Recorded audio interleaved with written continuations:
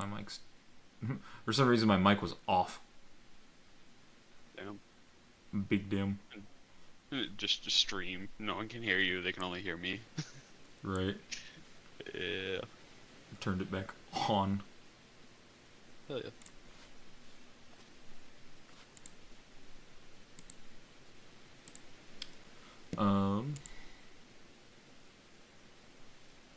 Nah, dude, we gotta take you to that fucking resort, even if it's like not for specifically a con. That place is fucking cool. Is it Like, like the Kalahari? it's better. Like in terms of like size, it's bigger than the Kalahari, and I'd almost No say it's problem. probably better. No problem. Like Kalahari is very much like one of those that's made for kids sort of thing, right? Yeah. Actually, hold on. I forget how I did this last time. Did I play it on here? This just seems very... Maybe I did play on here. Head to Felstone Cape to speak with... Okay, so I need to go back over this way.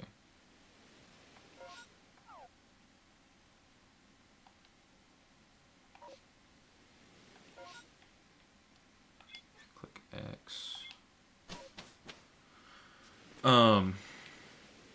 It's almost like a mini fucking city in there, dude. It's kind of crazy. Crazy. I was crazy once. Put me in a room. A room with rats. Rats make me crazy. So the funny thing about it, right, is like it's got the convention floor room area building, I guess. So there's parking underneath the convention floor. Then the second floor is like in one level. Third floor is another level. I don't know if... I think third is... It only has 3 levels. But it's a relatively big one. Like, in terms of size. Especially for, like, what is supposed to be at a resort. Right? Mm-hmm. Let's go back to the village.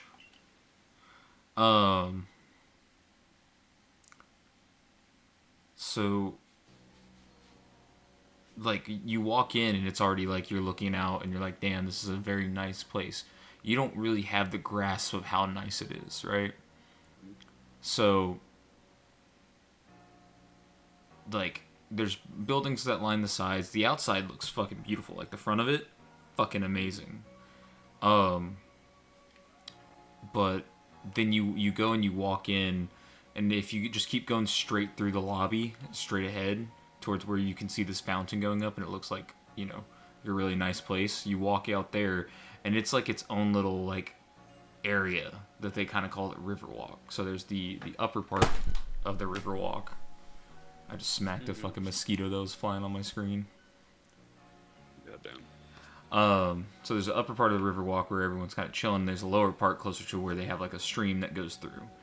And mind you, this place is also like on kind of an island in the sort of thing. Like, I think they carved a channel out from the lake that's behind it to kind of make it almost like its own island, even though it's not really. It's not a very big channel, but it's enough to where you notice it as you're driving over the channel. Okay. And so it makes it feel like it's on its own island. And so you walk into that area, and it just already looks pretty crazy. And you look over, and there's this big Texas-themed building, and you're like, that must only be a restaurant, right? No, you walk inside that fucking building, and it's like there's a restaurant, there's an arcade, there's a massive bar. It's like a sports bar-esque sort of restaurant thing. And it's massive. It's way bigger than what it looks like on the outside. And then, you know, you can take lefts or rights, and that takes you to more buildings that has more for people to stay in. Okay. And from there,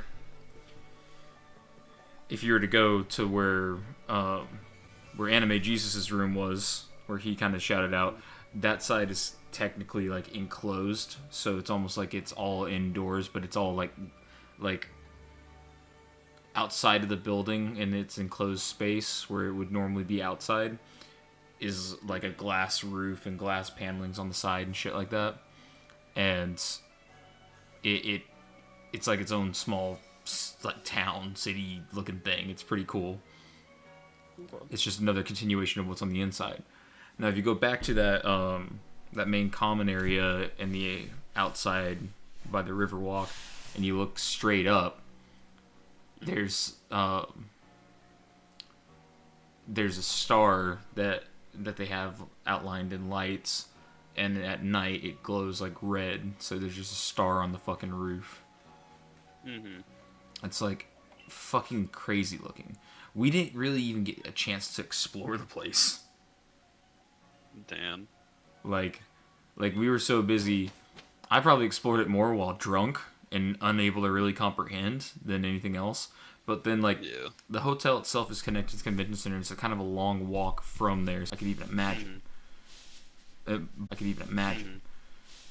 But along that long walk are more restaurants, more like, you know, kind of themed restaurant / bar places.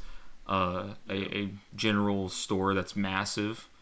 A coffee shop. Like a knockoff FedEx store. Mm-hmm. And a bunch of other places like that, which is already fucking crazy. Oh yeah. It is something different, I'll say that much. Yeah. Nice.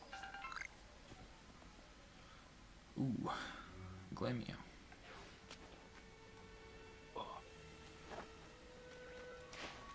Fuck. Okay. I didn't think I hit it, but guess I did. Level 30 Glamio. I ended up evolving my shit on the side. So Okay. if we click X here, we can see what this Hisuian Typhlosion looks like. He a high boy. He kind of chilling. Yeah, remember your stream's on a delay. You right? Yeah, so I'm watching you just got the Glamio. I need to drop some shit because I don't need all this stuff. I'm still trying to get used to these fucking controls, dude. I swear. Oh. I like the Typhlosion.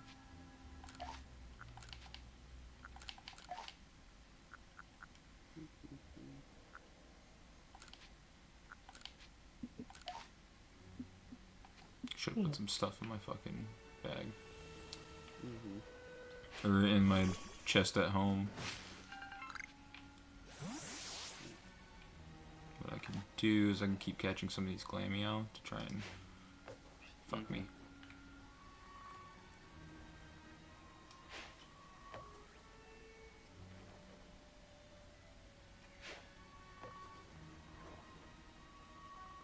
Come on. I always misjudge the fucking distance. Okay. But the goal is you want to catch multiple of them, or fight multiple of them, because you gain experience for the Pokemon itself. Oh, it's like Pal World. Yeah, no, exactly. I've actually played this before. I just didn't get too far in it. I don't know, you have it. Yeah.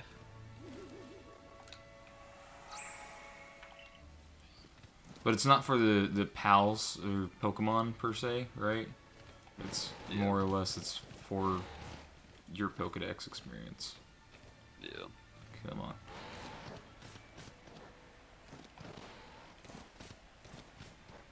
I can do this. Watch me do this. I'll do it. God damn it. I'll do it again.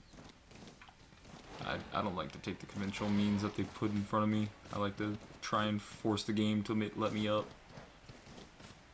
You're gonna see me running for a while. Mm-hmm.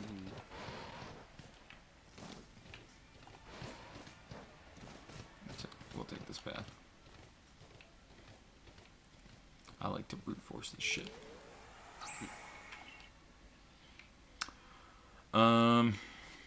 My team currently consists of Typhlosion. Here, we'll do some rechecks so we can get a better look at them.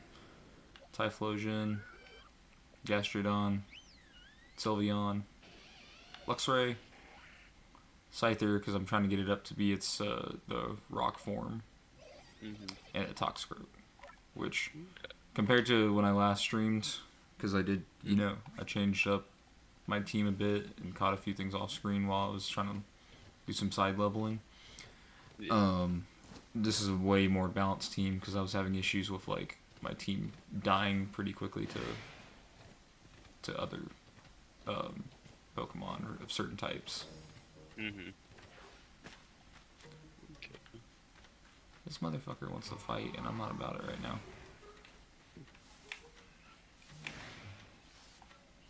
Fucking. You know what? Fuck all of y'all.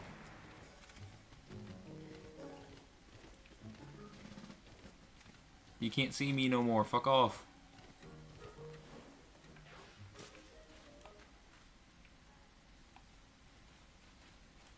So I want to get over here then. What fucking sees me?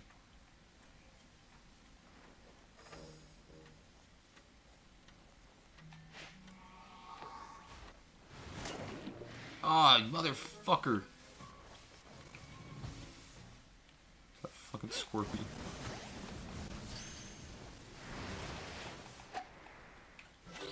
If they see you like that, you can't just go and like catch them, which fucking sucks. You need them to not be looking at you. Tell me that Drapion is not Red Eyes, because if it's not Red Eyes, I'll throw a ball at it. If it's fucking Red Eyes, well, me and it are gonna have an issue.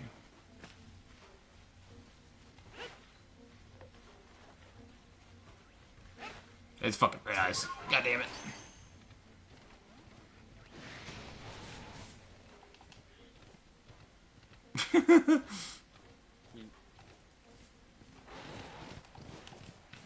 And so is that Machoke.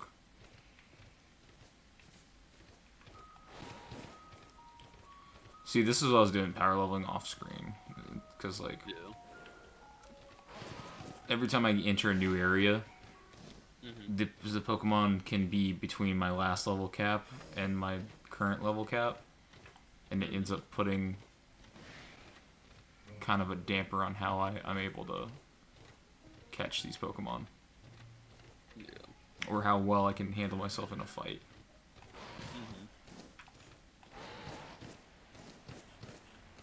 Which one's the jumping? That one's jump.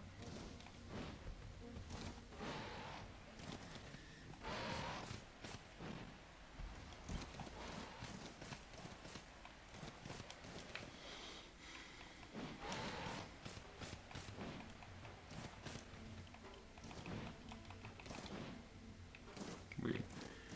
Okay, whatever.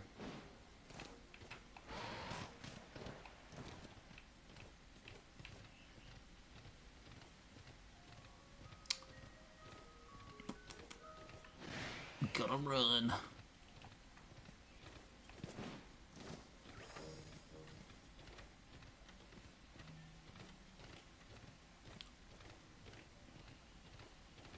So what's your book about? Well, I have two, technically. So you're working on two different ones? Yeah. Nice. Because one, the main character ends up becoming a necromancer. Aha. And basically he's the bastard son of a nobleman. And the plot of the first book is basically he is brought into the fold of becoming a noble because someone approached his father, who's an archduke, and basically said, hey, I know you have a bastard son, and for reasons of our own, we want to betroth them to, Our Lady. So you're gonna, grab him. He'll be back in your life because his father's been looking for him. His mother took him away for story reasons when he was a small kid. And so basically the deal was like, we'll get you your son back, but you have to betroth it to Our Lady. And he took the deal. And so the first book is basically a subsect of the royal family, like one of the branch families that wants to kill him. because they see him as a threat. No. And yeah, and so basically it's him trying to navigate the noble politics at this academy while also trying to avoid being killed and figure out who's trying to kill him. Dope. Yeah. And that one, I've actually written the entire book. I'm just adding to it now and doing like a second draft. And then the second book, basically there's this whole thing about like certain children grow up with like extremely strong magical powers. Mm-hmm. And there's a whole plot secret behind that, so I won't spoil it because, you know, that's a surprise. But basically, the main character has what's known as mana plague, and he has a creature inside of him that is presumed to try and kill him, but is actually cooperating with him. And so the second book is based off of a continuation of the first book, because at the end of the first book, basically he loses his shit, and if you lose control of your emotion, you lose control of your magic. So he ends up basically splitting some kid's soul and like permanently killing him. And that draws in the attention of the Inquisition, who hunts down celestials and like outer planar beings. And so they find out that he's one of these kids, and they're like, well, can we use him as a weapon, or do we need to kill him? Because there was a whole world war where these children were used as weapons. And so they take him into their custody, and he's like comatose for a certain amount of time. Mm-hmm. And so the second book starts where he is basically brought before the council of the nation and put on trial, and they end up making him an inquisitor and giving him like a second identity. And so he has to manage his noble identity along with completing his obligations to the Inquisition. And there's another person that has mana plague that's going around killing people in the city. So he has to figure out who that guy is, and it's more like a detective novel for the second book. Uh-huh. Yeah. So I got 2 books planned out for that, at the very least. And funny enough, the book actually started out as an isekai originally. Yeah. And so I twisted the normal isekai trope, and I said, okay, what if you have someone from the world viewing people that get summoned in as like isekai characters? Like, how would a normal person react to people being isekai'd? And so there are people called harbingers that are summoned from like our world, basically, and put into the bodies of different races, and he's gonna interact with them and kind of have to get to know these people, and it'll be like from his point of view of like, these people are dumb as shit. Well, that's a different take on it, I guess. Mm-hmm. Him having to, befriend other people from, I guess, his original world. Is that Well, what he is not isekai character. Oh, he's not isekai. He's just a normal denizen who has like OP power, but he can't control it. The people that get isekai'd in get OP powers, but they can control it because it's given to them by the world. Okay. So he's basically interacting with people with our morals, whereas the morals of that world are very different. So he kind of is going to have to like be the negotiator. Okay. And get these people to work with him.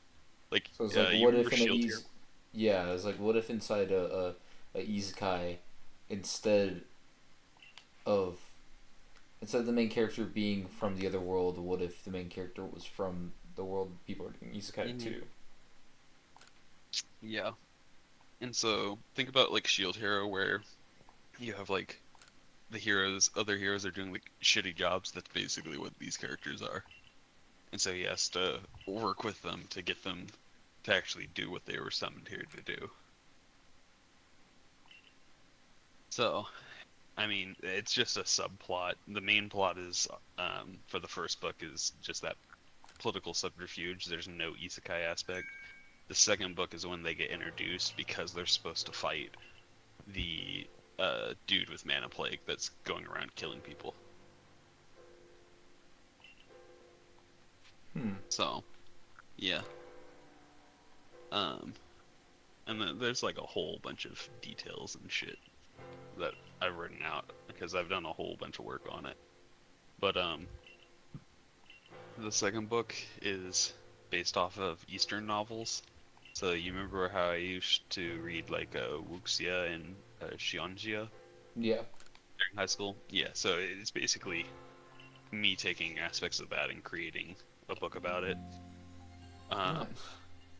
Yeah, and so basically that one, it's a rip-off of the philosophical, like, or psychological nature versus nurture.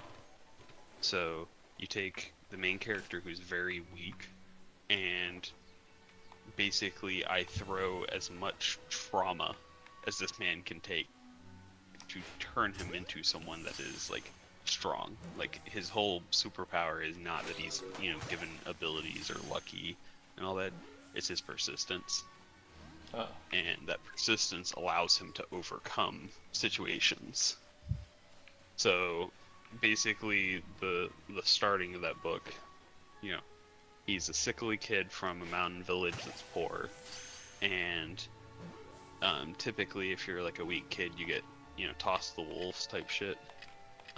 But his parents kept him, and so basically it's all about that filial piety and all that. So he ends up learning how to read and write, and his uncle says, you know, hey, you can become a tax collector, but he wants to be an imperial scholar at one of the like nearby cities.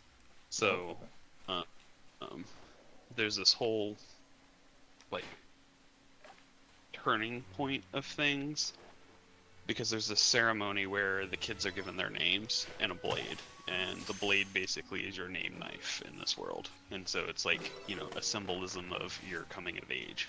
Well, on his way, he sees this like eye, and what happens at that scene is that his future self has come back to his past self, but the memories aren't unlocked yet. So he gets like dreams of the future.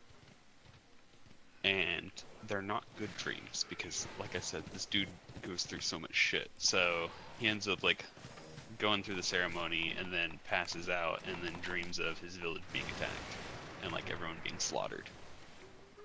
Ooh. So then he goes on his journey a couple weeks later to go to the city to take the Imperial Scholar exam, and he meets this old man along the way. And the old man, you know, he's kind of kooky, crazy in the head, but he's a nice guy. And he's like, you know, oh, you got a great fortune ahead of you, but you got a burden on your shoulder. Needless to say, this dude, yeah, he's big, plot relevant, but like, you know, you're not gonna know that until later. So, I mean, if you want to know, I can just straight up tell you a spoiler about who the old man is. I mean, yeah, why not? Okay.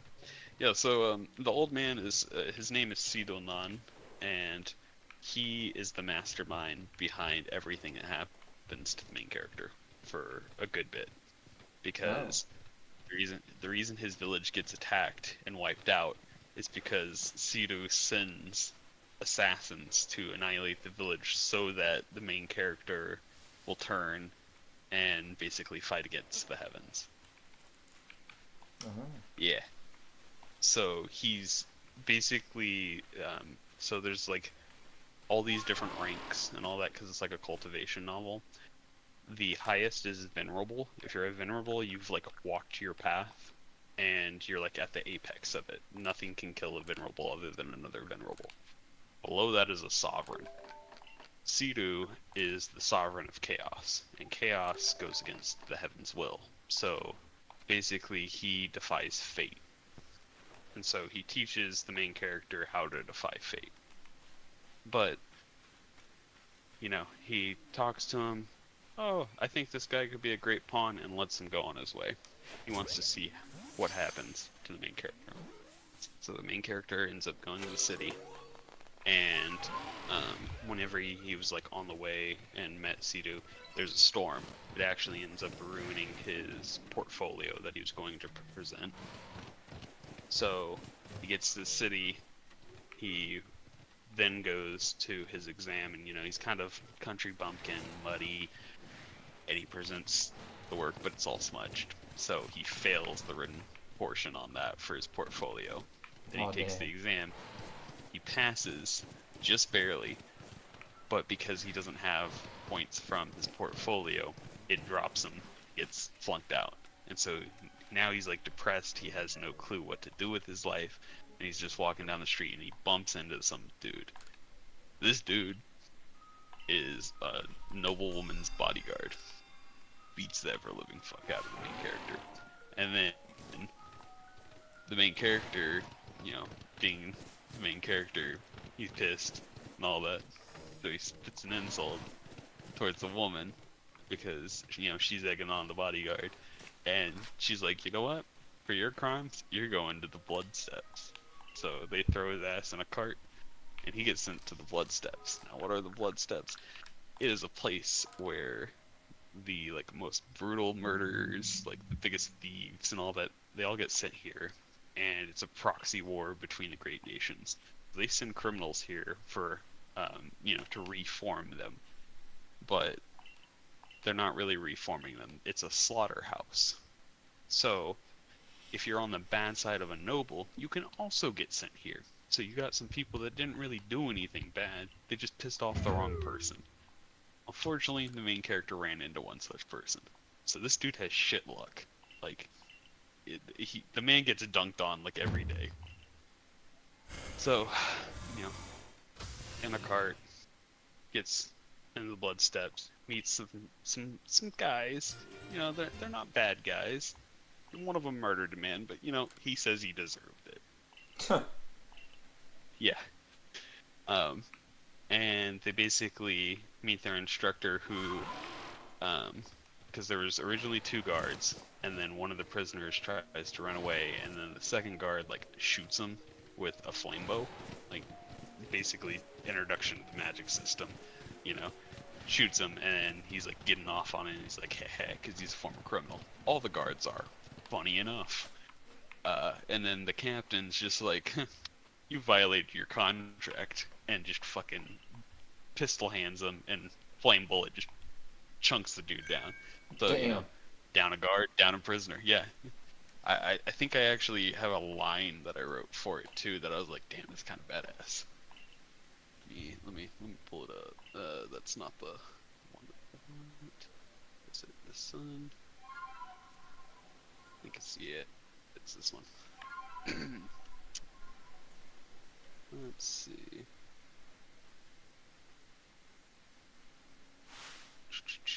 Oh yeah. You have violated the terms of your probationary appointment. As your superior, I'm required to administer the penalty. In this case, your behavior has warranted death. And then he just fucking turns his thumb down, boom, fire bullet through the head. And then he just turns to the other prisoners and is just any complaints? Damn. Yeah. But yeah, then basically he's like, alright guys, we're gonna have a little march. You need to get to the camp that's over those 2 mountains by the end of the following 3 days. If you fail, I kill you. You fall behind, I kill you. You try and run away, I kill you. Any questions? No, go. And main character, being weak, starts to fall behind, but the captain doesn't kill him because he's actually still struggling to get there, and eventually he just collapses. And then one of the guys goes ahead, but the dude that was doing most of the talking, he actually comes back and helps the main character get there. And then they have to do a trial blood, and that's where the main character ends up killing the first person that he has to kill. And that's kind of what I've written so far. But I have another draft that I worked on, which is probably going to end up in book 2, because I'm thinking that the entire Blood Steps is going to take up the equivalent of a book. So in book 2, yeah, Dude, there's a lot of shit that I've written in just like spark notes for the Blood Steps, because the background secret behind the whole thing is there is a Venerables inheritance. So there's 15 prior Venerables, and one of them is called Celestial Slaughter Venerable. This dude killed people for shits and giggles. That was his path. He's walked the entire path of slaughter. He invented new slaughter techniques. He's crazy.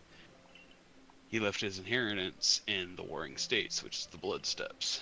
And so the main character at some point ends up finding the inheritance and gains the Heart of Slaughter, which is the inheritance technique for the Celestial Slaughter Venerable.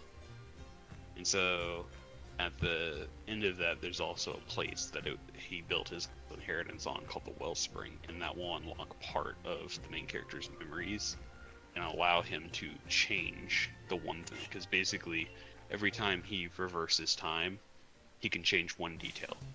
And so whenever he gains his memories back, that one detail and all that basically comes into effect. It allows him to alter,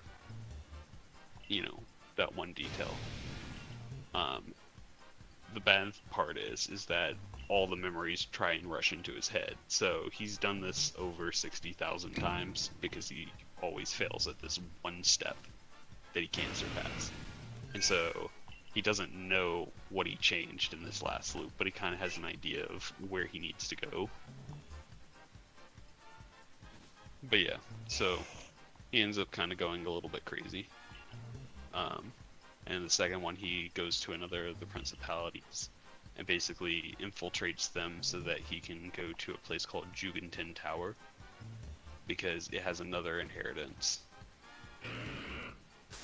So yeah, basically a lot of, once he has obtained his memories, is going to be exploiting things that he knows are like on the way, and like how to gain those and turn situations to his advantage, but he doesn't know the full story because he can't get his full memories back because it's just too many.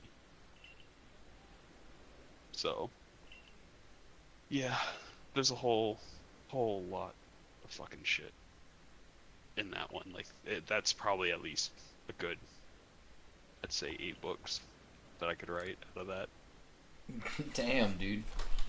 Bro, I've thought far in these. Like I kind of ended up at the end, and then it started working towards the beginning.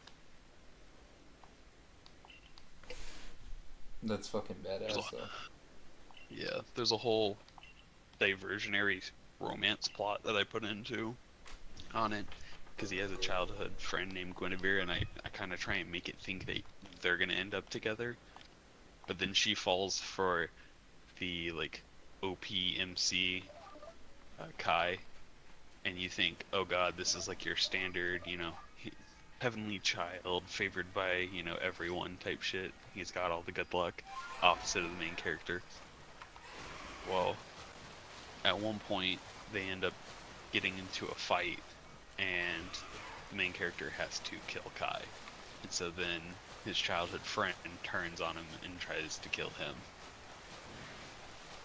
Damn. So yeah, and literally Kai was trying to kill the main character, and he was like trying to hold back, and then he realizes that if he doesn't do anything, then he's going to die himself, so he just fucking creates a technique on the spot and then kills Kai. Shit. Yeah. But yeah, which is crazy. Because basically I want to go and do like starts out with like a normal person, and then he develops into a monster, and then as he gets like shown care and compassion, it's going to like slowly turn him back into a normal person, but like he's gonna have the things that he's done kind of haunt him, but he's accepted that part of himself. So it's like, you don't always have to be the same person. You can change your future by how you get nurtured. So yeah, he's gonna end up doing good, even though he's a bad guy. You are a bad guy, but you are not a bad guy. Yes. You are. I am bad guy, but I am not a bad guy. Yes. Yeah. So. But yeah. That's currently the 2 books that I'm working on, and then I have a whole bunch of other ideas for books that I've somewhat started on, somewhat haven't. Interesting. Well, that's pretty dope, dude. I'm glad you got that going on for yourself. Yeah, thank you. I've been working on these for years. My problem is that I very much have the, oh, I'm gonna write shit, and then I get distracted at some point, and then I stop writing, and I'm like, damn. I feel that. I mean, that's kind of how I am with my fucking art. Yeah.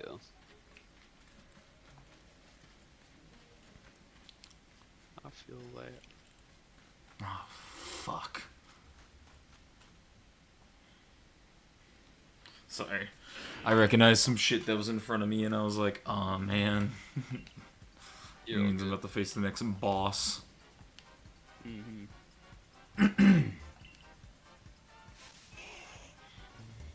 Let's go.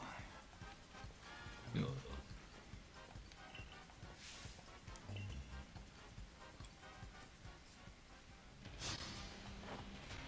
She has 1 Pokemon. Damn.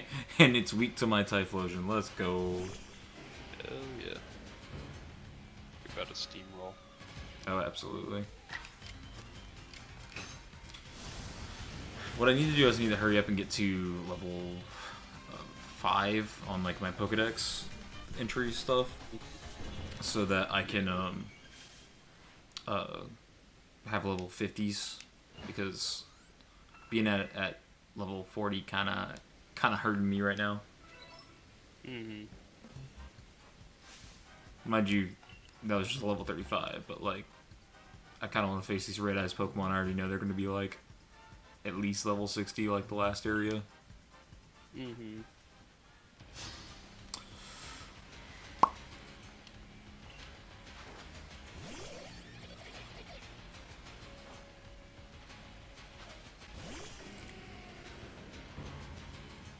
Oh man.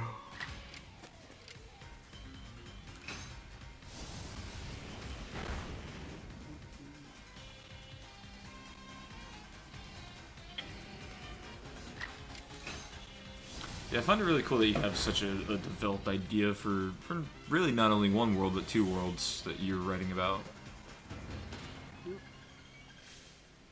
I mean, I know the... Actually, yeah, no. Both of them, I also have D&D campaign ideas that I've written. Badass. And then I have a third one that I wrote for my dad. That was that one we were gonna play in, and then yeah, we weren't able to get the computer stuff set up for it. So Right. it's a lot. But yeah, that one was pretty cool because it was all based on. I took like a Witcher inspiration. It's like a world of monsters and curses. Mm-hmm. And then taking the historical England versus the Danes and kind of like meshing those ideas together. I kind of wrote a campaign based around that of like the king has recently died and his son took over, and his son has been like prejudicial against what in that world is like the Danes and all that. Mm-hmm. So they're rebelling, but basically the new king and all that is listening to the church, and this like Red Witch, and the Red Witch is the one that's kind of like pulling the strings, and the church is going along with it currently, because they don't want the Danes there. And then there's like an underground world of like were creatures and like cursed beings, and they are trying to like take over the country because they're tired of being, put down and killed instead of cured, because they don't know about cures. And so they end up flooding, and it's like a 3-way war. And initially the campaign starts where you're trying to get this artifact that like basically makes you the ruler of the kingdom. If you have it and you have like a legitimate claim to the throne, you can use it to crown someone. And so you're trying to get it for both sides, and then it just erupts into a three-way war when the were creatures erupt. And there's a whole fucking like subplot around this island that it's kind of like a solo leveling Juju Island. Fuck yeah. Yeah, but it's people that like there was a ghoul plague that got unleashed on the island, and there's actually a demon that's chained underneath the island, and that plague comes to the mainland and starts spreading as well. So like, there's a whole subplot around having to go to the island, basically quarantine the plague and eliminate the demon that was spreading out, or find a way to stop the spread of it. Oh, it was gonna be great. Fuck yeah. Yeah. We love taking inspiration from good plot lines. Mm-hmm. Honestly, I just think that's what people do these days. Like, just fucking take inspiration from things and put your own twist on it, and then But it just yeah. becomes your thing. I mean, everyone takes inspiration from something, dude. Yeah. Yeah. Aw, shit. I was right. Next boss. Have you faced off against one of these bosses yet? No, I have not. I barely completed the tutorial. These things are fucking crazy, dude. So the last two, because you're able to fight them like while you're trying to do this, but like the way you're supposed to bring them down is kind of throw some stuff at them while dodging their attacks, and then you can, when they're confused, fight them to bring down their health a little bit. I've both times only used the things that I throw at them to take them down.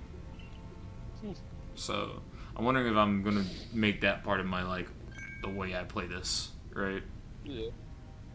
Is try and not have to throw my Pokemon out to fight them. Yeah.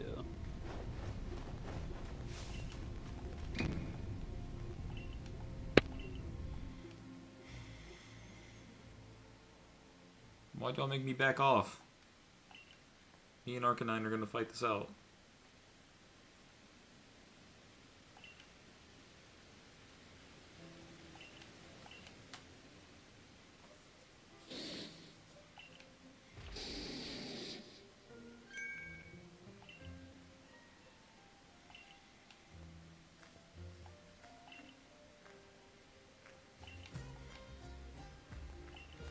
We go squabble.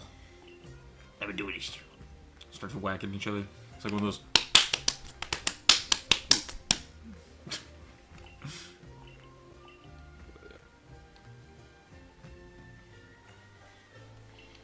That makes me think of that one video where Shizzy's like fighting himself.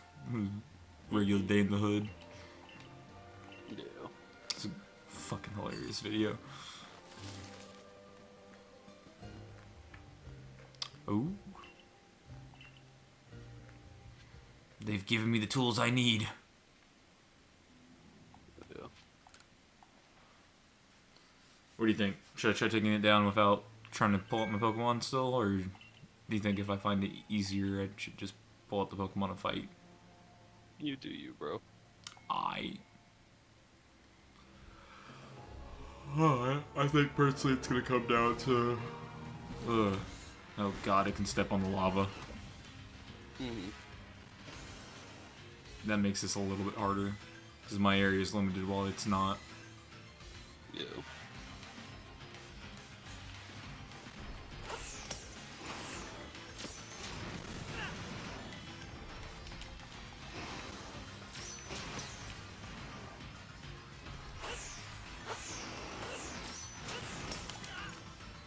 Oh, that's a bull.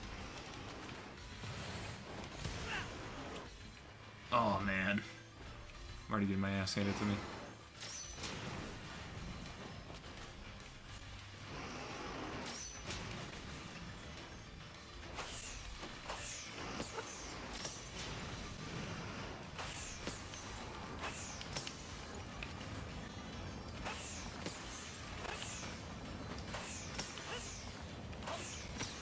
Okay.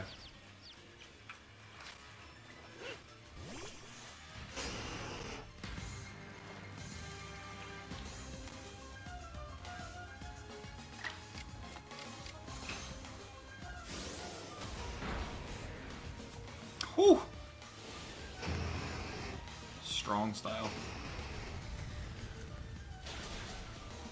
That rock slide kind of hurt.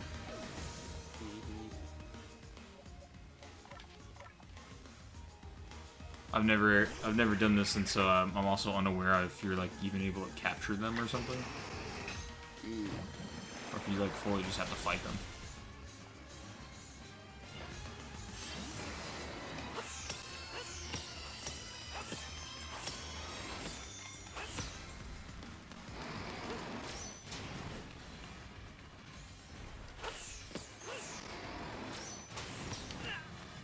Oh man.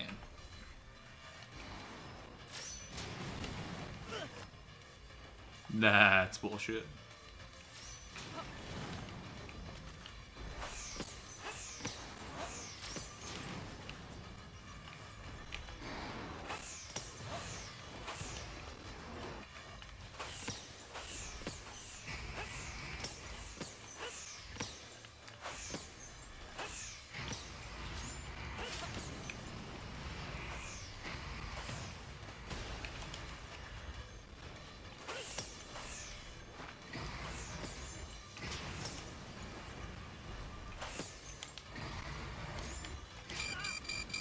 Oh man.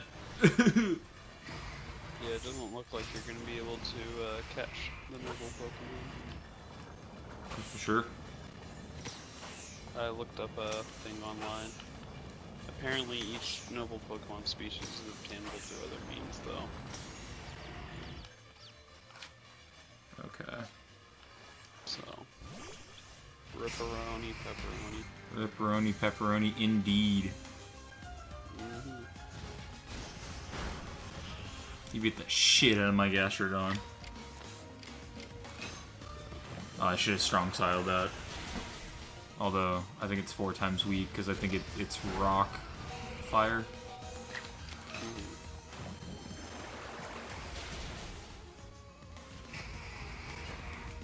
Now's your chance. Throw bombs!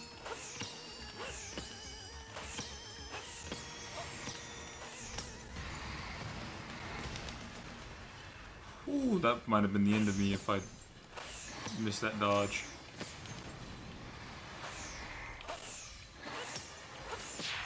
There we go. Jeez, dude. Yeah.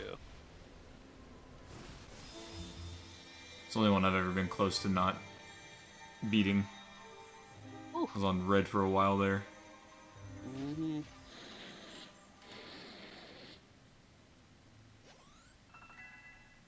3,000 XP for all my Pokemon that were not fainted.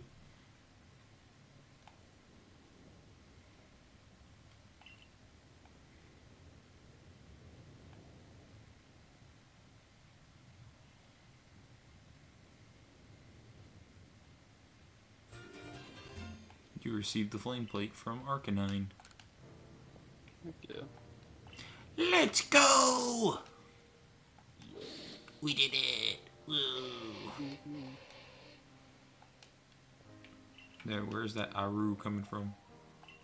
Oh, my brother. On top of the volcano. That is where the Aru come from. And now it's gone. Yeah.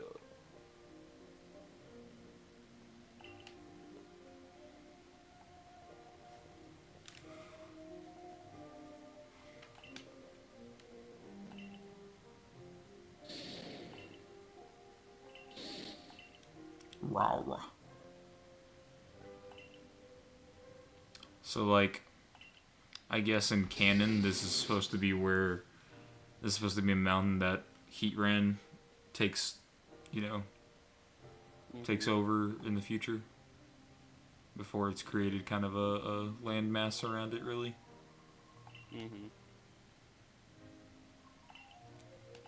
Sounds correct to me.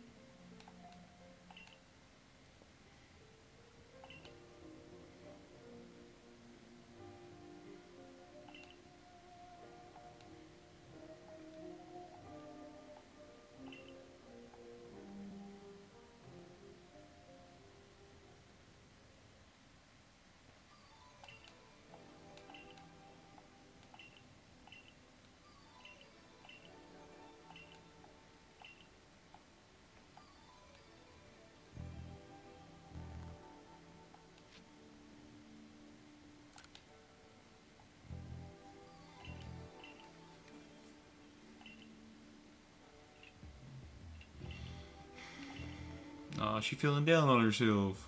Nah, beat. Don't be feeling down on yourself. This is a message to all those out there.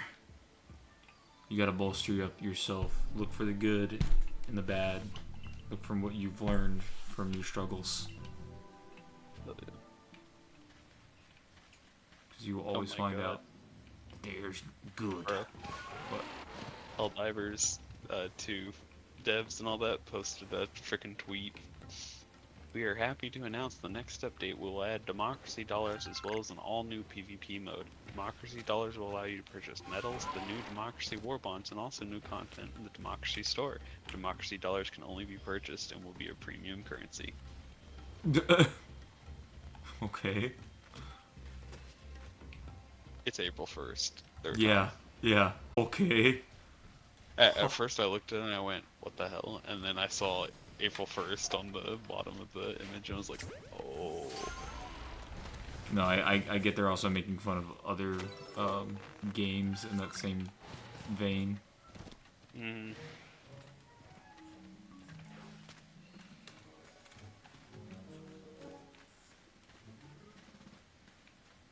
Adding PvP mode? It already exists. We'll be adding a PvP mode specifically for you and your Helldivers to... Cat traders.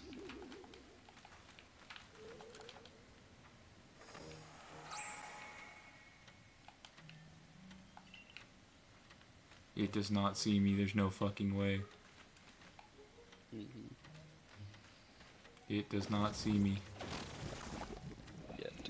You are bullshitting me if you think it sees me from here. Motherfucker!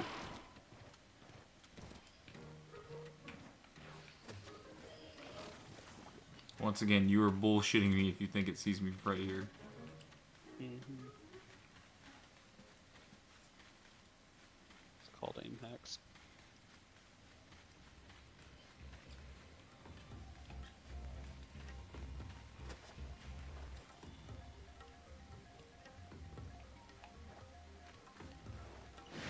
Motherfucker.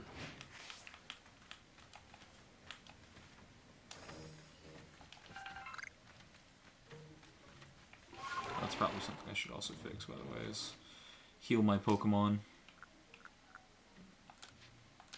My pocket monsters. It's over.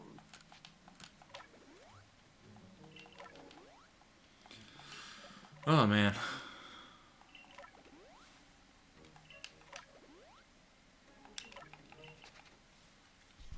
Hold up.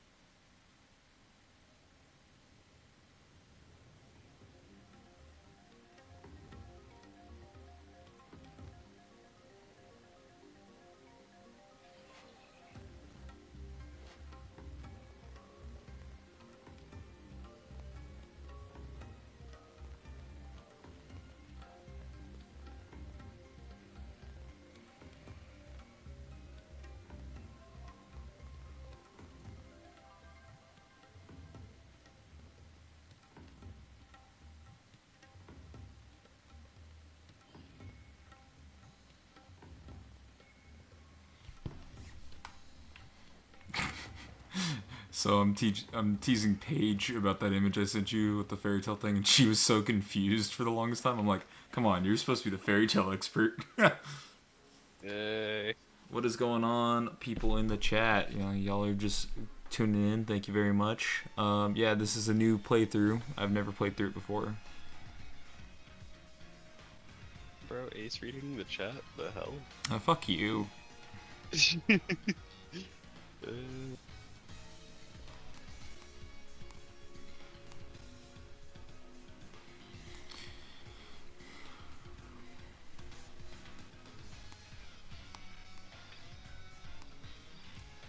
Tsukishima.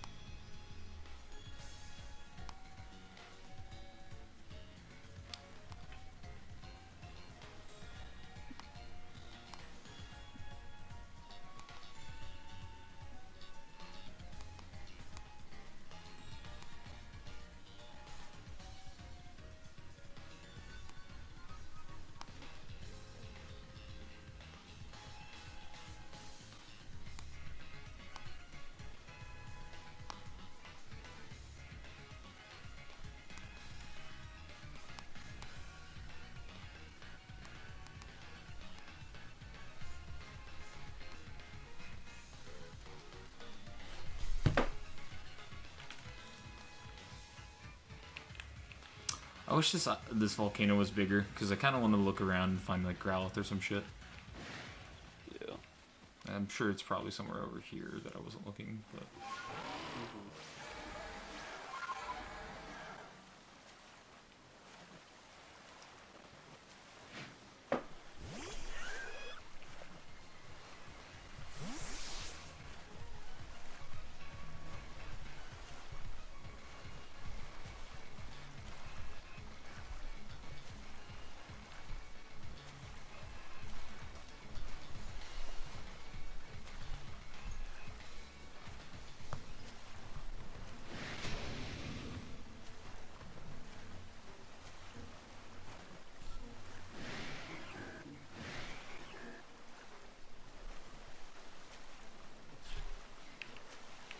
I'm explaining it to her further. I don't think I did that for you.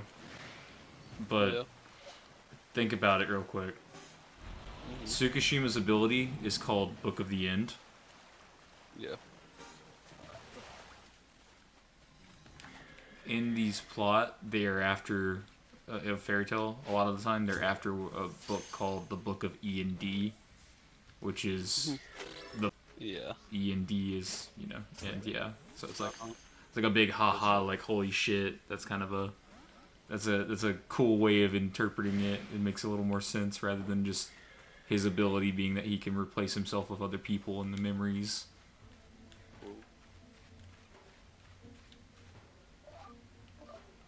Alright, we're gonna face this Empoleon. I wanna see.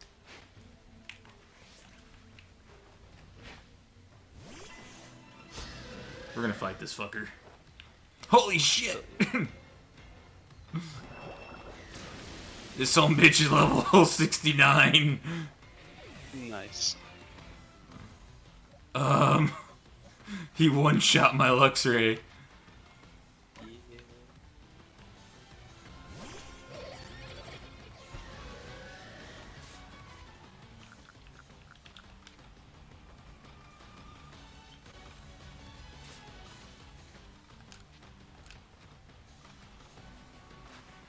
I'm gonna try and capture it.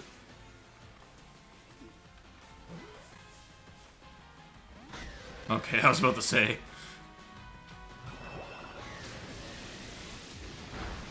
I was like, there's no way in hell this should really work. Yeah.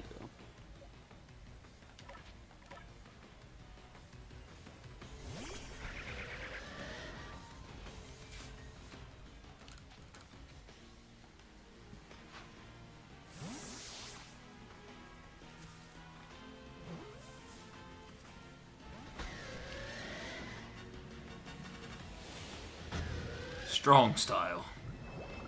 Oh, fuck. That strong style Hydro Pump kinda scary, dog. B, run away. Get fucked, nerd. Oh, this area is a tough area. I don't think I should be here.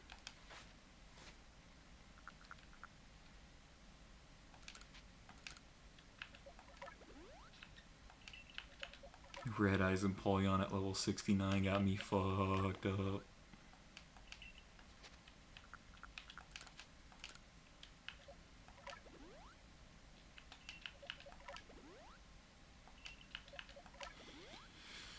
I need to get more stones to create more Pokeballs because I'm starting to run out.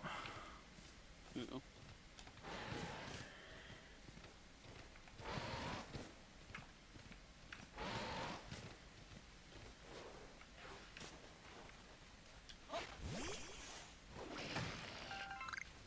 Nice.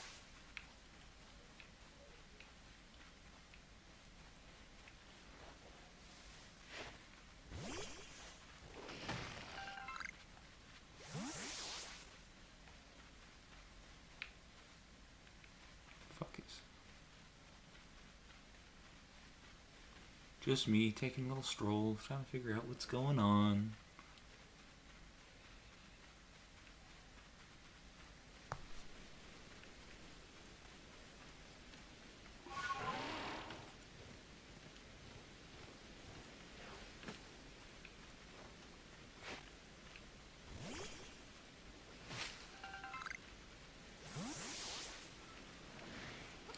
That's a big fucking Motham. Oh, Firestone. That's cool. I know you can get stuns that way. Thought it was only from like the time-space distortion.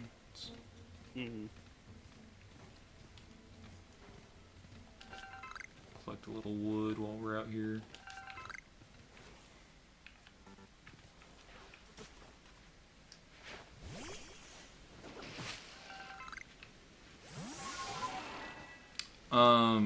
Can you do me one favor? What you need? Can you look up what level or how you evolve Scyther into Cleavor? Just because it's been like 3 weeks since I last played this and I remembered back then, but I don't know.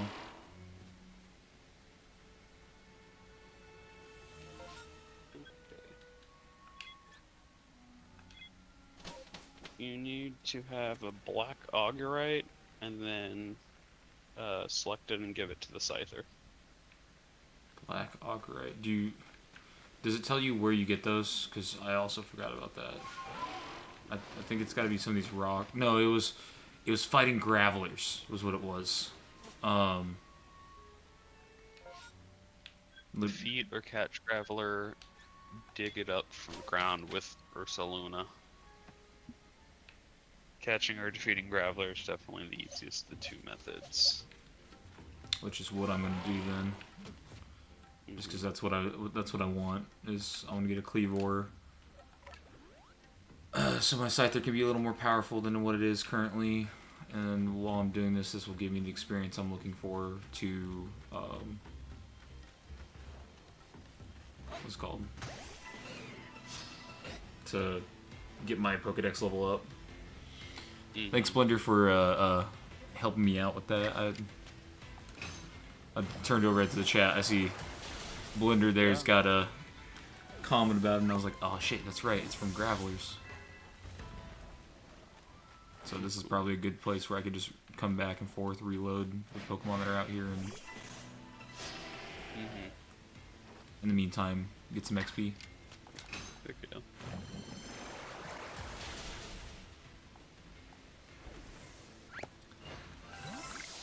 Tumblestone.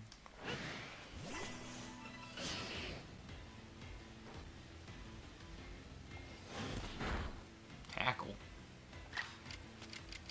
Use Earth Power. I want to see you. Nice. What is this and why didn't it fit? Oh, Grit Dust. I need to make some space for some Grit Dust, actually. I don't think I need this.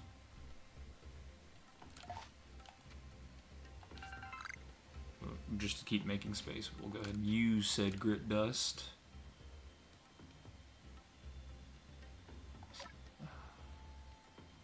Okay, this one's lower stats.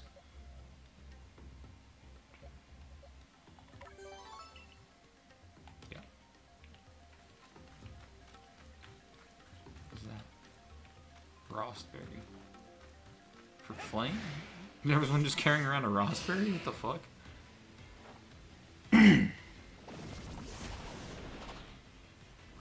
Oh, fuck, I'm poisoned.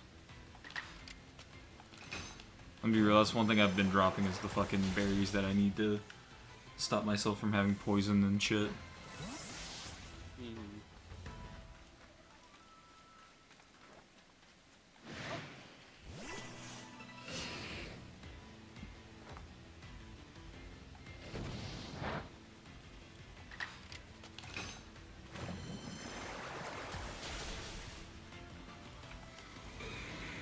I'm excited for Legends ZA. I think it's gonna be really good, especially for the game. For Pokemon in general, is like everyone appraised this game so highly. Pokemon that kind of needed a win, especially after Power World, especially after their kind of shit, and the fact that Mega Evolution's coming back too. It was an easy dub.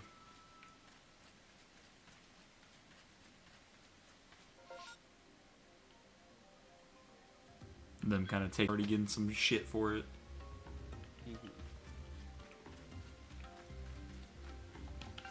It's like an easy iron chunk farm too. It's kind of weird. What's this? I forget this.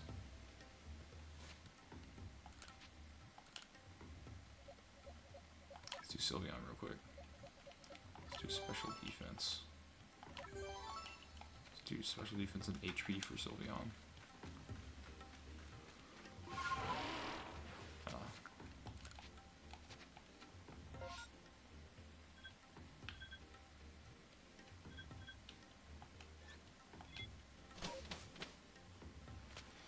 Let's change the time real quick. Give it a little rest.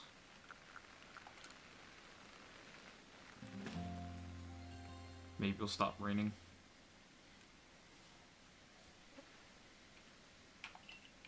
Nice.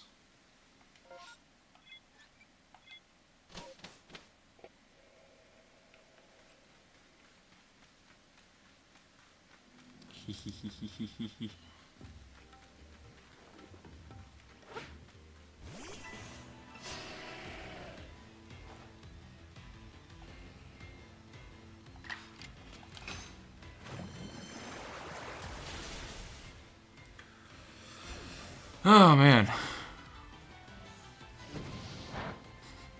Magmar gave me a big old fire punch.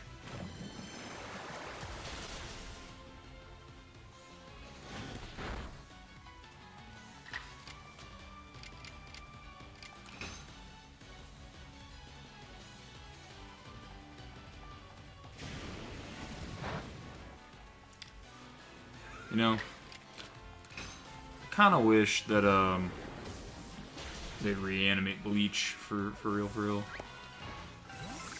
Shit. Just like they're doing One Piece. Well, yeah, and like it's being talked about for Naruto as well. Or I mean, it should be happening, right? They just keep postponing it. So they're doing special like episodes where they're reanimating like the big fights and stuff. Which makes sense. Yeah, but I think it keeps getting postponed. There's a spot right next to the Diamond Clan base in the Mirelands that spawns a lot of Geodude line. I will have to go check that out. I'm only going to do this a little bit longer because I kind of want to continue onward, so we'll see how it goes.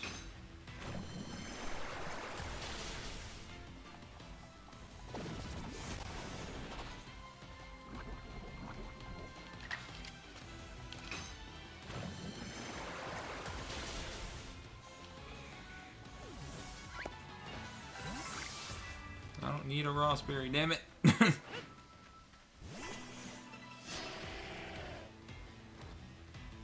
Also, now that I've unlocked the water traveling, there will be so many other places that I can go to and so many other things that I can reach in the previous areas that I couldn't before.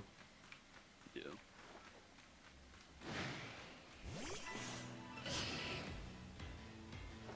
It's also maybe one of those like things where I like off-screen start grabbing all the little flames for Spiritomb.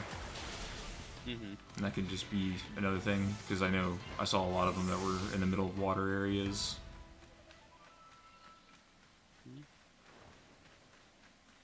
But yeah.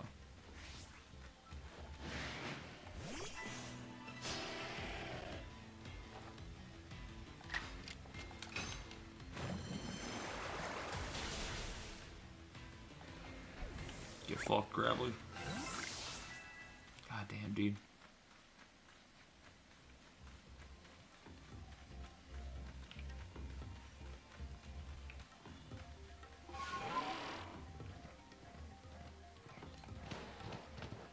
Yeah, because the one bad part about doing it where I'm currently at is the fact that Magmar spawn just as frequently as they do.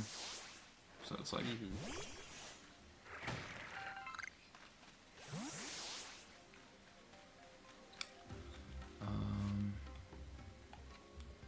Fuck it, let's...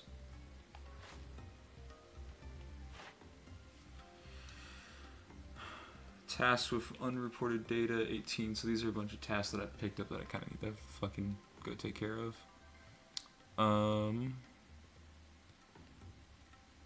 to my next ranking needs 670 points. There's a good chance I'm already there.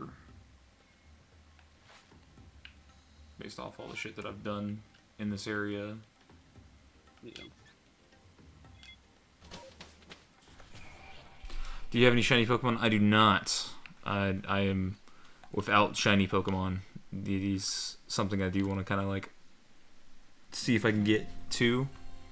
But I'm also unfamiliar with this game entirely. So for me, this is all brand new shit. And I'll be, probably watching some more videos on the side to kind of get a better understanding of the game itself. Let's see if we went ahead and leveled up, because I'd like to be able to control the Pokemon that I caught at high levels again.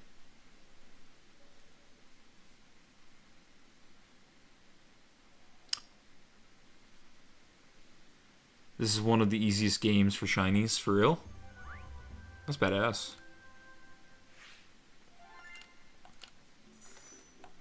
Made some money. Let's go.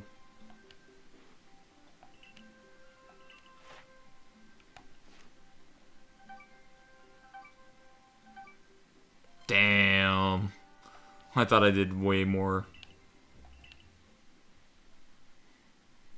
Commander Commodore. Also tip, you can go above 40 and they will still listen to you. Yeah, but if you catch them, like, this is always the case in Pokemon games, where if you train your Pokemon to be above the level cap for yourself, then you... I'm looking for the right words here. If you train them above, you can still kind of control them up to a certain point. But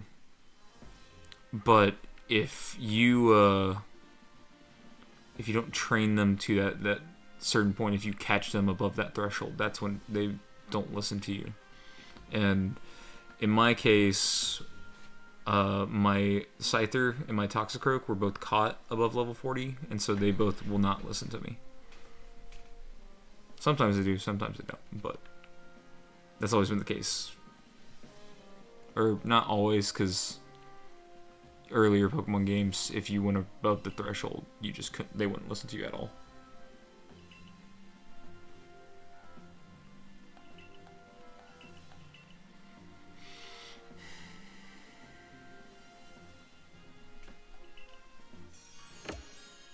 The Lordless Island. It now has a lord. Look at that. We did that. That's us. And now we have dinner again and discuss, I don't know, politics? No. No politics at the table. Not while we eat. Take over the world. I'm taking over the world? Yeah. Yep. Taking over the world with all of our Pokemon. Yep. I'm just reading through real quick as I'm clicking through here. I'm getting the gist of it. Mm-hmm. Prepared for the Gibble area, where you can't get Gibble. What? So this is the area where the Garchomp is with the red eyes that can will chase you across the map and beat your shit in. Bro, they have so many characters from other regions in this game too. This is one of the train conductor brothers from fucking Unova. Another one of them looks like Serena from X and Y.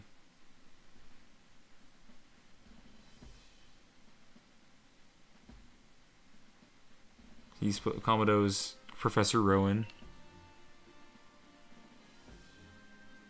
Gotta walk through a cave with an NPC before you can get it. A very slow NPC. Oh, Lord. That stops if you wander off. Jesus. They really brought back the World of Warcraft freaking escort quests. Fuck me, dude. You take a walk. Is it this dude? This dude looks like he walks slow. Boss Man Commodore, what's good, bro? How's it going?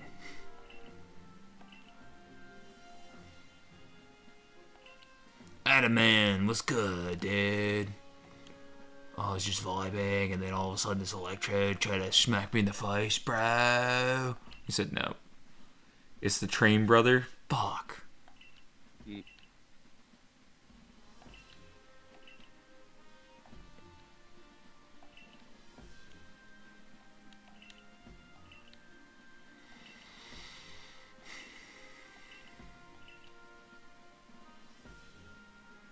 So when I got home from that con, Yeah. they were starting up the redemption rounds for a improv voice acting competition in that server. Oh yeah. You still get to do in his face though. Oh, nice.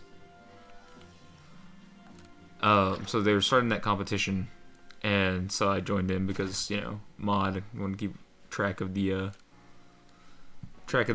chat. It's pretty cool. At some point, one of the judges had to leave, and they brought in this one dude, and I was like, "Who the hell is this guy?"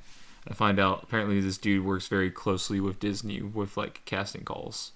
So like, whenever they need a position covered and like something, they might go to him for a casting call, and he'll set that up.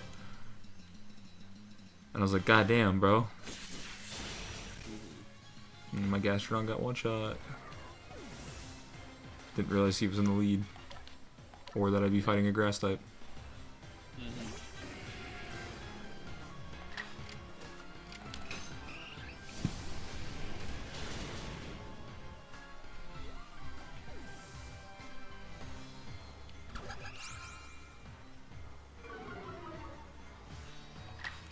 It's really funny the situations that they were putting people in, but one of the biggest things that I noticed, especially for this redemption round, was that a lot of people wanted to show off their voice acting talent when a lot of the judging is off of the improv. And so what they were doing was they were overtaking their competition in terms of talking over them.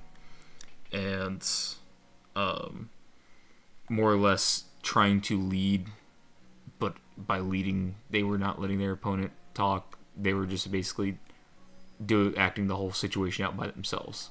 And a good improv, you both give your companion time to also jump in and y'all build off of each other. And the biggest complaint that I saw was, for me at least, was just how much people were like, no, I'm a great voice actor. And I'm like, you're being judged on your improv. Yes, you get bonus points for putting a different voice on while you're in this character that you have to pick up on the fly, but you're supposed to be doing improv. While your voice is cool and everything, your acting ain't really cool. Yeah. Improv's a whole other skill. Yeah. So, and to combine both of them is something really tough. I'll say that much. Have you made any progress on your research task? Can you show me? Yeah, I'm almost to promotion, so I need to work on that. But I'm afraid to go to the next area without having the next star that I need.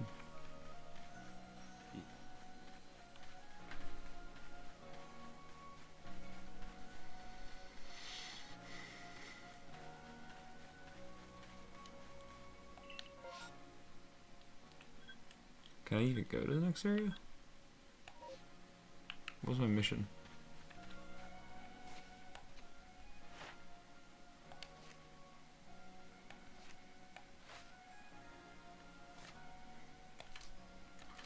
I'll be real.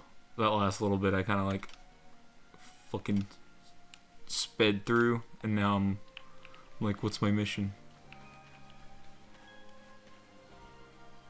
The battles there are easily around level 40. That's fair. Okay. Oh, so I can't because I'm 3-star. Gotcha. So then it just makes more sense for me to go out and get the XP I need.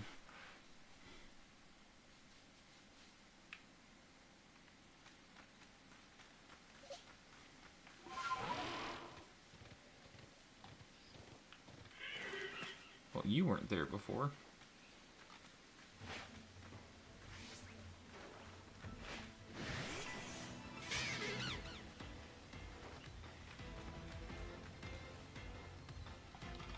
Iron Tail. Can't wait till I can get the styles on my flamethrower.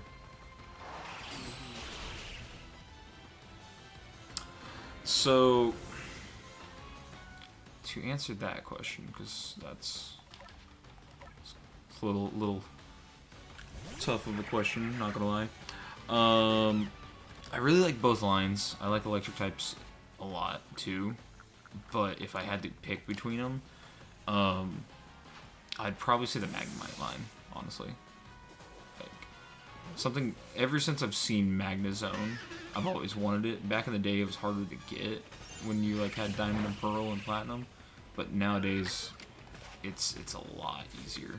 It's a lot easier to come across, and so it's always something that I've even made places in teams that I built back when I did competitive battling. What about you? Shashmo, you got any opinion on either of those either? What's up?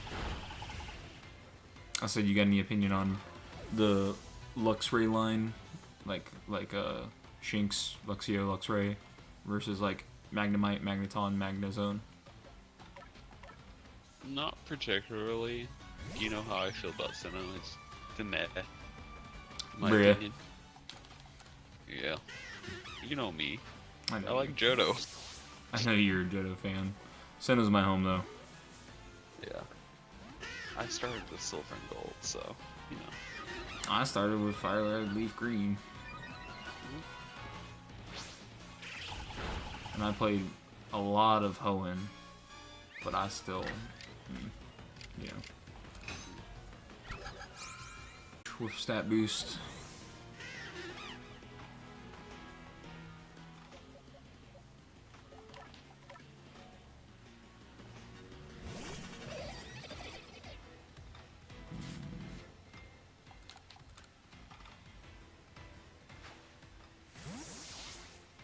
Come on. Fuck off. Bruh.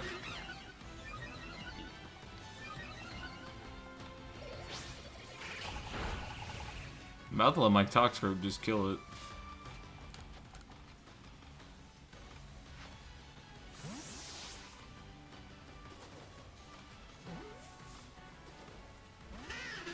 You have like no health.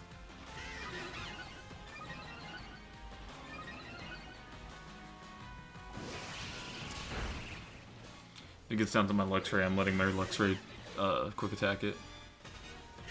Oh, never mind. It died.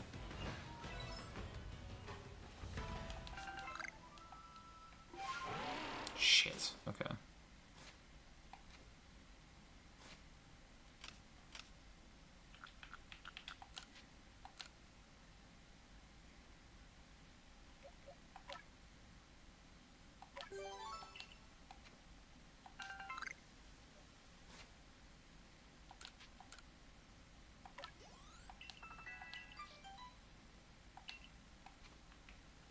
Typhlosion got some new ideas for moves.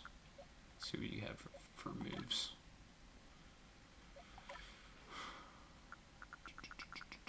Ooh.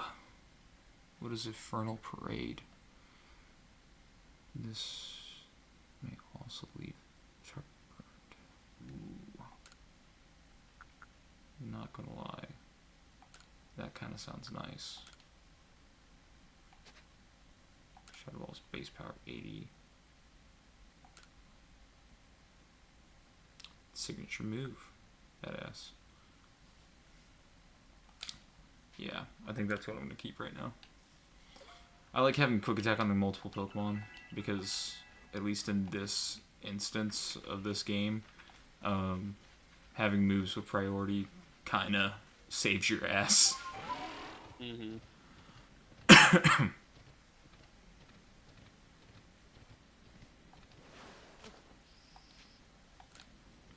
Now I need to go back and put all my items that I don't need in that chest at the storage, so...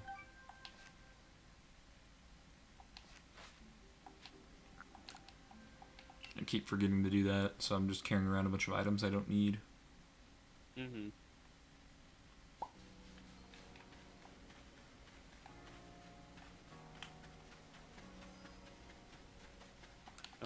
think you're gonna be up? Probably max another 30 minutes.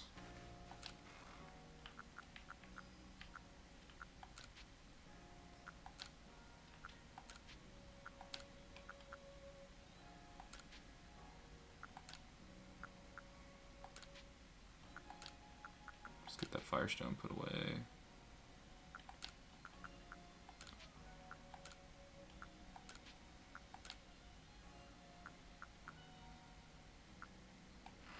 I think what I want to do while I'm here as well is craft some bowls. About 13 of those. Oh, I have one more tumblestone. Cool. Cool. So now we got some more balls to play with. Sound kind of wrong. Yeah, bro, you like playing with balls? Damn. No. There's going to be a post-game battle that will remind you of a certain trainer. Unfortunately, I'm very aware of that. But for my buddy here that's in call with me, I will keep that silent if he doesn't know who. I have no clue. Good. When I get to that point, I want you to jump in and watch me fight, because it will remind you of a certain trainer from another game. 2, there's another like little kind of twist to it at the end of the fight. You've been in this game twice. Dang, dude.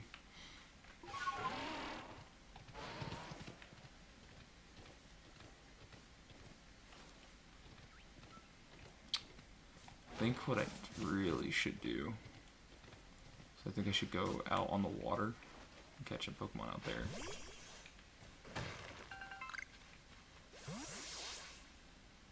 Oh, I fucking love Celio.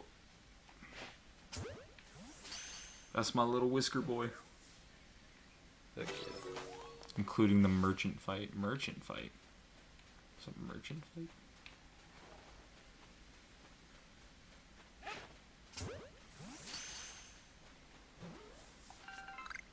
Fuck is a pop pod? Feel.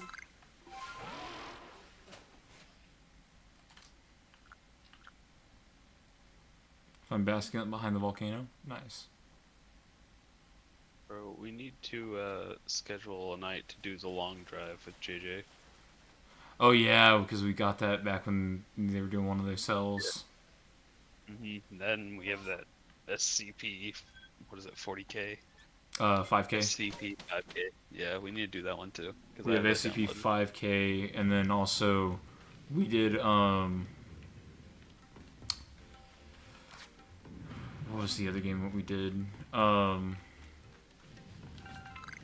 Escape the Backrooms. Yeah, I've heard that added another 9 levels, I think. Yeah, it added a lot. Yeah, so we got more to do on that. So, yeah, we just need to figure out a night, just pump those out.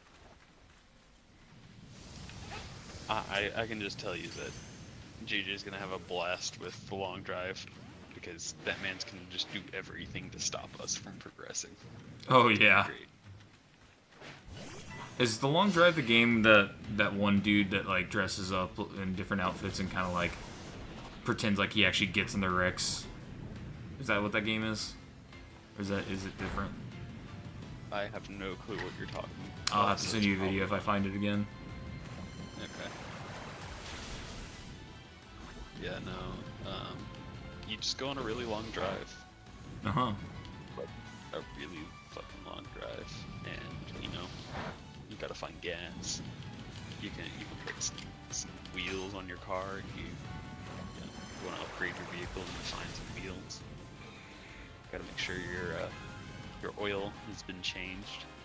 And, you know, don't get killed by a hillbilly. So, if JJ really wants to stop our progress, he could. Oh yeah. I'm just gonna say, you know, if our carburetor starts overheating, you can piss on it. So cool it down. I'm not even joking. You can piss on the carburetor. Yep. I'll be taking breaks to myself, or to grab myself some popcorn. Is that what they said? Yeah. Nice. Cool. And Get yourself some popcorn, G.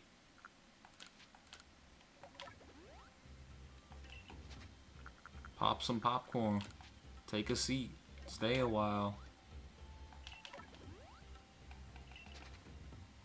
Okay. Oh, I'm really trying for this damn item that I need.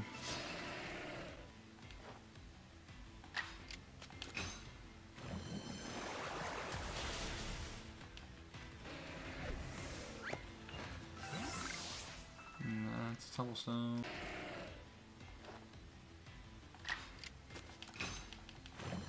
And this is good XP for my Pokemon as well, but I just want that fucking item.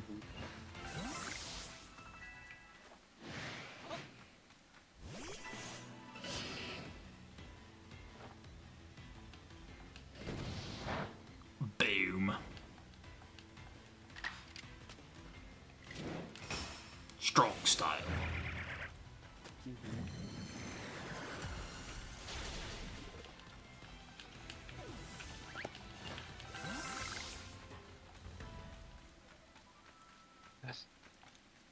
What's up? Hey, you want to hear a really long joke? A really long joke? Yeah, I have a long joke for you. You know how I love my long jokes. Uh-huh. Okay. On this farm, there's a cow, a chicken, and a horse. The three of them are best friends.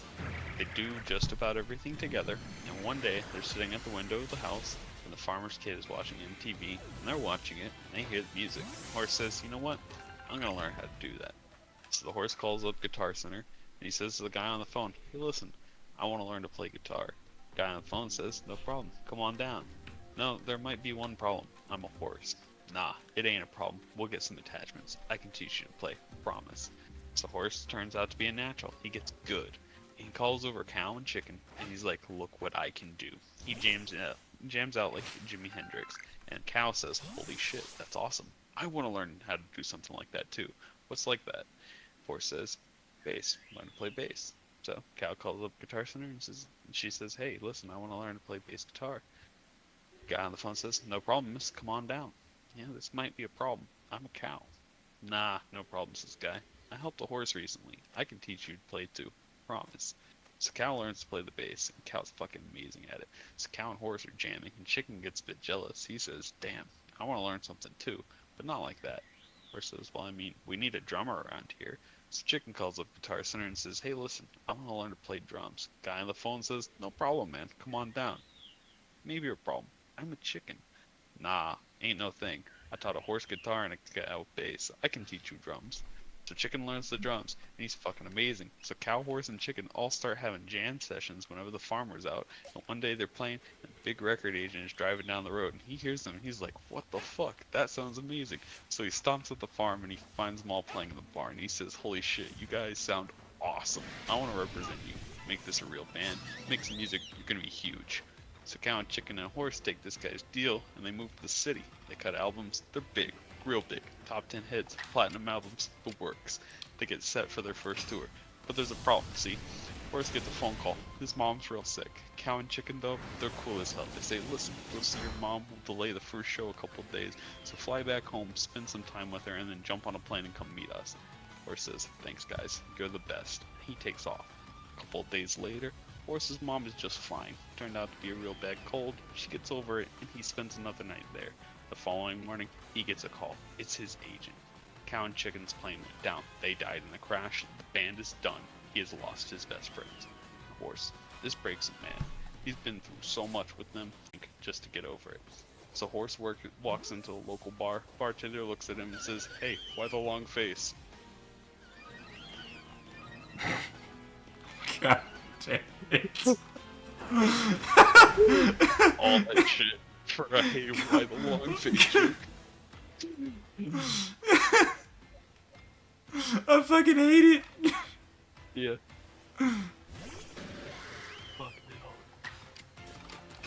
Here, I want to see if you can remember this one. So it's a series of questions. Welcome back, Blender. There are 500 bricks on a plane. One falls off. How many are left? Motherfucker, I told this to my parents. Oh, so you remember this? Yeah, because at the very end, someone gets hit by the fucking brick. Yeah, Sally dies anyways. Why? Yeah. She got hit in the head with a flying brick. Yeah. God damn. It was I it. love long jokes. Was it because of the crocodiles? Or like it's the one with the crocodiles where like Sally had to get across the moat, crocodile infested moat. Why were they not there? Yes. Because They're all at the birthday party. Yeah, they're. All the animals attended it, but one, it was Giraffe because he was stuck in the refrigerator. Because what are the 4 steps to put a giraffe in the refrigerator? You open the door. You put the giraffe in there. You close the door. Open fridge, take elephant out, put giraffe in, close Yeah. fridge. Take elephant out. That's right. Yep, because in the previous step you put elephant in. Holy shit. I got an hour-long joke. An hour-long joke? I'm not even fucking with you, bro. Okay, you know what? I'm gonna save this for later. Well, I can listen to it now. I don't care. I'm not gonna sit here for an hour and tell you this joke. I'm not gonna do it. I know you want to, but yeah, no, I'm good. Yeah. Yeah. That's funny. My nickname for the line. Wait. Maybe try the Agorite strip. Where's the Agorite strip?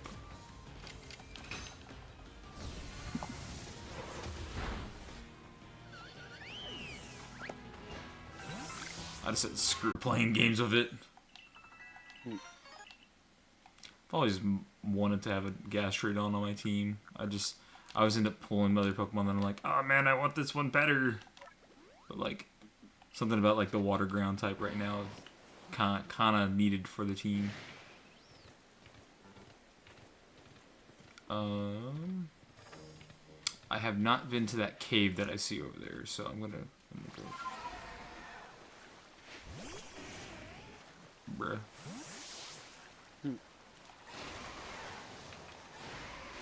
Oh look, it's a blue Gastrodon. Probably something I want to catch. Probably help with the Poke Schmicks. Oh look, it's Mora.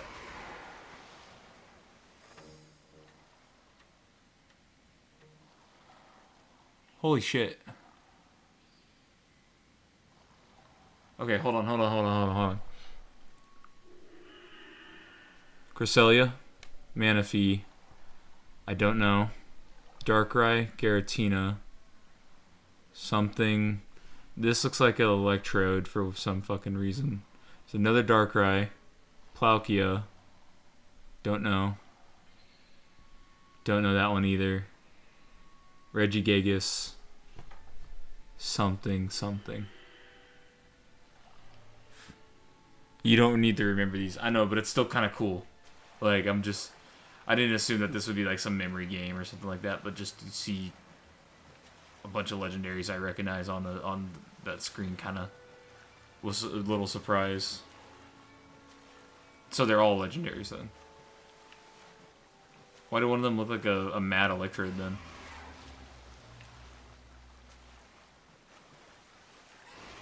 Oh look, thought Red-Eye's Octillery. This might help with me getting. I got another one for you. Hit me with it. Arms and no legs at your door. Steve? I don't know. Matt. What do you call a guy with no arms and no legs taped to the wall? I don't know. Art. What do you call a guy with no arms and no legs floating in the ocean? I don't know. Bob.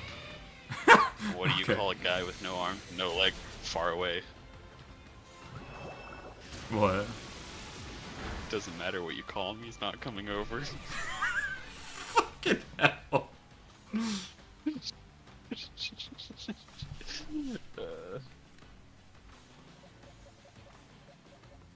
Jesus Christ.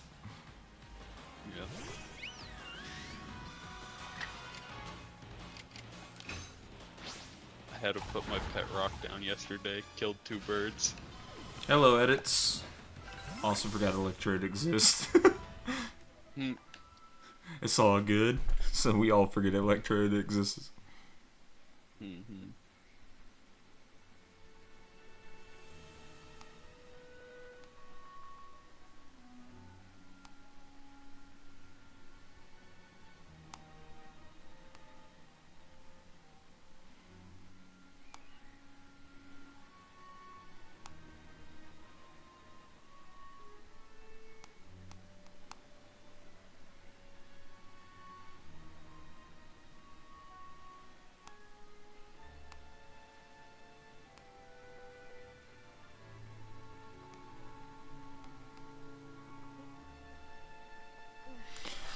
What's happening? Point grinding. Yeah, I'm point grinding pretty heavy right now. I'm both trying to sorry, finished up a message real quick.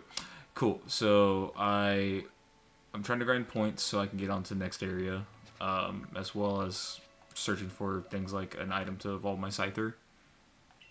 How long has this been live for? We've been live for almost 2 hours at this point.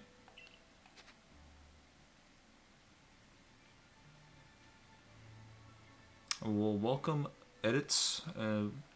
Feel free to come by and you know, I'm always kind of looking over at the chat. I may not reply immediately, but I will as soon as I have a moment. What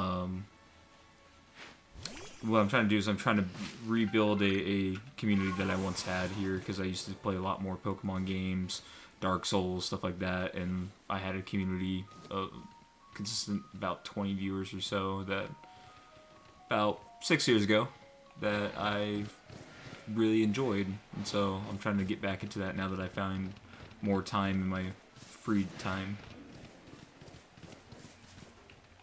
A little bit more stable with stability with my life, so I want to do what makes me happy, and streaming and meeting new people is how I do that.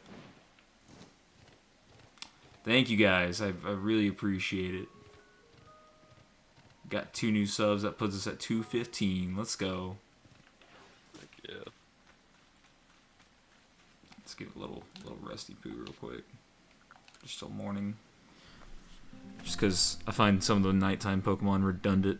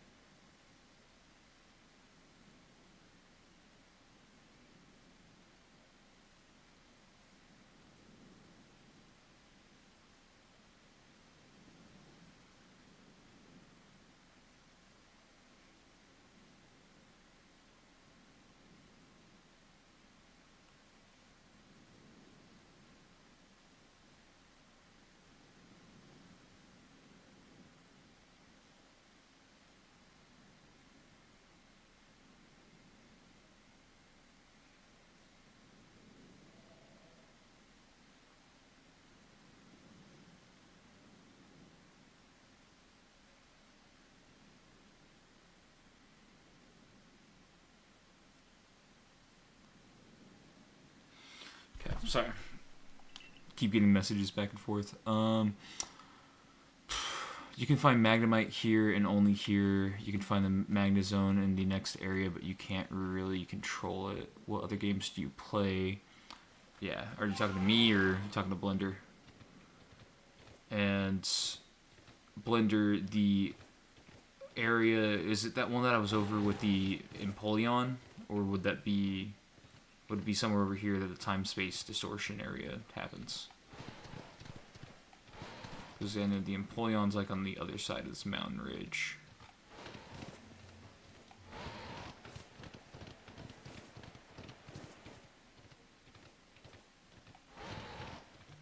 Both, kinda.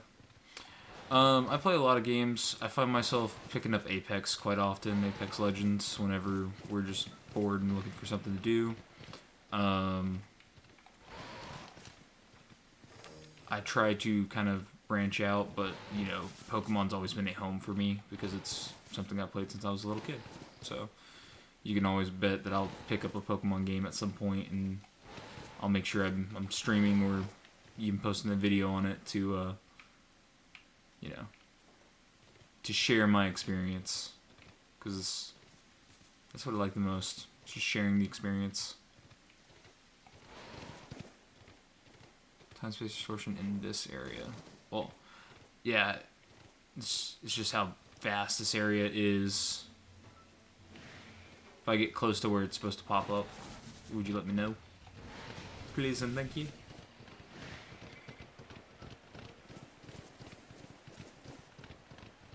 Power World's fun, I'm not gonna lie. A lot of people like to come back at me whenever I'm like, you know, Power World gave Pokemon its first level of competition in years.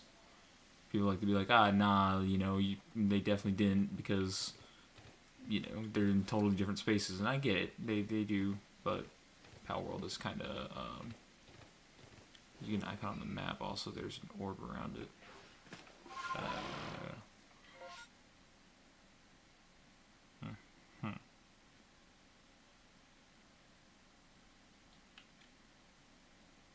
Alright, I think I'm gonna head to bed. Alright, G. Well, I guess I'll catch you later. Get some rest. And Good night. Catch you later, man. No. Catch you tomorrow. Bye. Bye. Yeah, I remember how it pops up on the screen. I guess I just haven't been in the area long enough for them to pop up. I didn't know that they popped up on the map, though, whenever they're going to pop up. I assumed you had to be in, like, because I know you kind of load into different areas as you're running around. It'll pop up at the top left.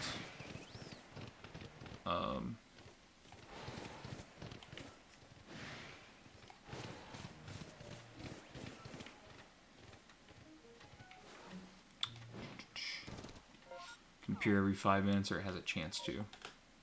Okay. Clicked the wrong fucking button there.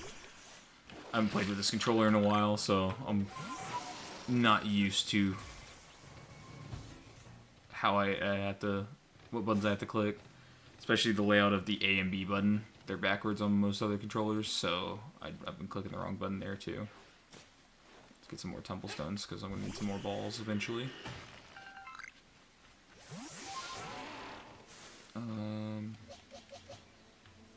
Actually, I want to take this guy on.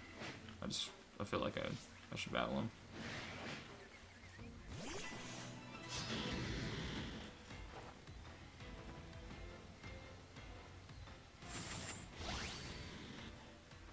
Was that sword stance? Okay.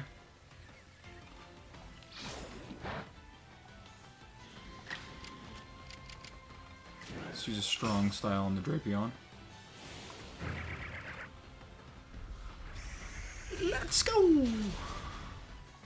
Ooh, almost one shot. That Giga Impact is going to hurt. Have fun with him. Fair enough, fair enough.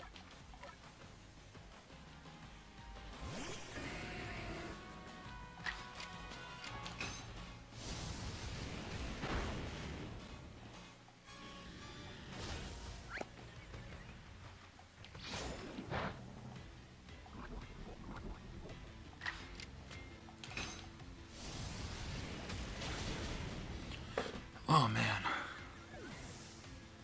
He gets a dark move. Well, I'm glad I took him out before that dark move came into play. Otherwise, that would have been real rough. Okay. I want to get my Sylveon a little higher, too.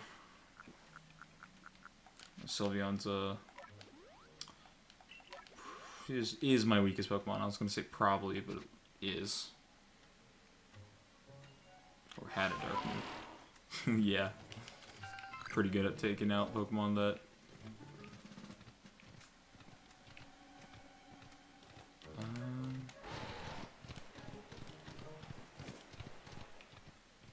Yeah, I would most likely replace my, ooh, actually, hold on 1 second, let's,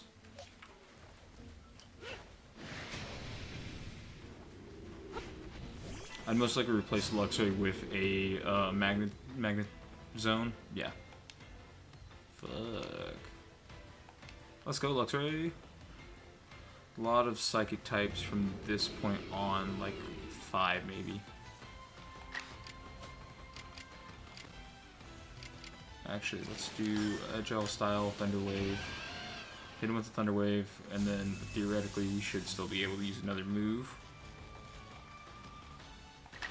Yeah. Most strong style Thunder Fang. See, I used to do a lot of competitive battling back in the day, and I don't think I have them on my channel anymore, but I even did like some Smogon level fighting online and stuff, and typings, you know, different stuff like that I'm used to, but it's been since like Gen 6 that I really took that seriously.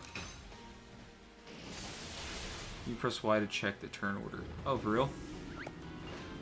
Another thing I did not know.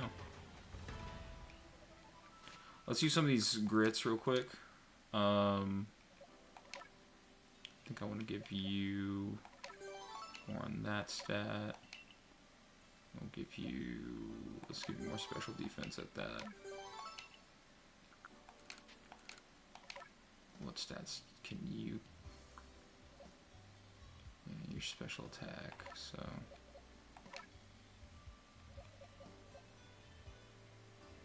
Let's do special defense for you on both of them. Okay. And we'll get this to Sylveon too. Damn! that was a couple levels right there. I like that. Or X. One of the two. Gotcha. We'll figure it out eventually. Dang, I kind of like this music.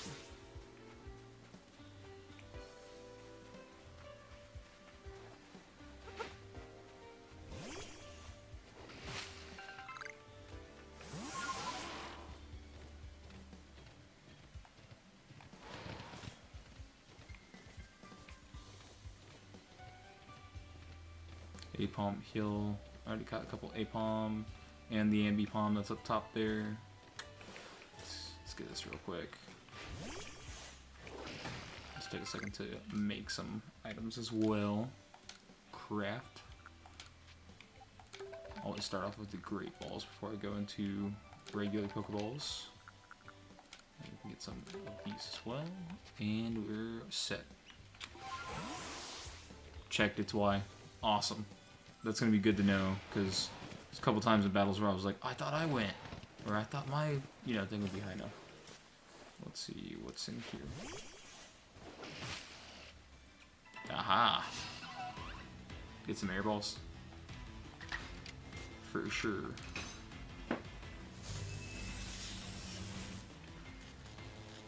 They're good for aggressive Pokemon? Oh yeah, because you can keep further distance since you can throw them so freaking far. That you could, you chunk them.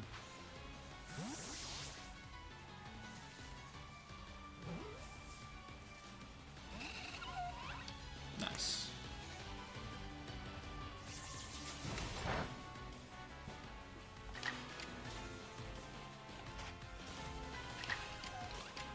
Let's use a strong style quick attack and just see where this gets us. Okay, so it has a high defense. So it probably can survive a normal crunch then. Yep.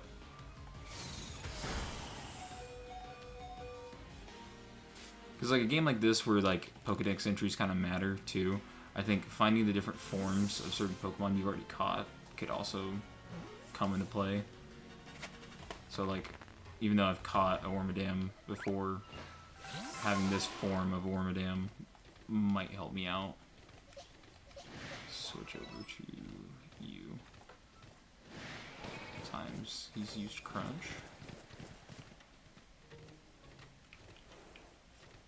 This is... Oh, hold on. Let's actually use one of those air... Nah, let's use Great Ball.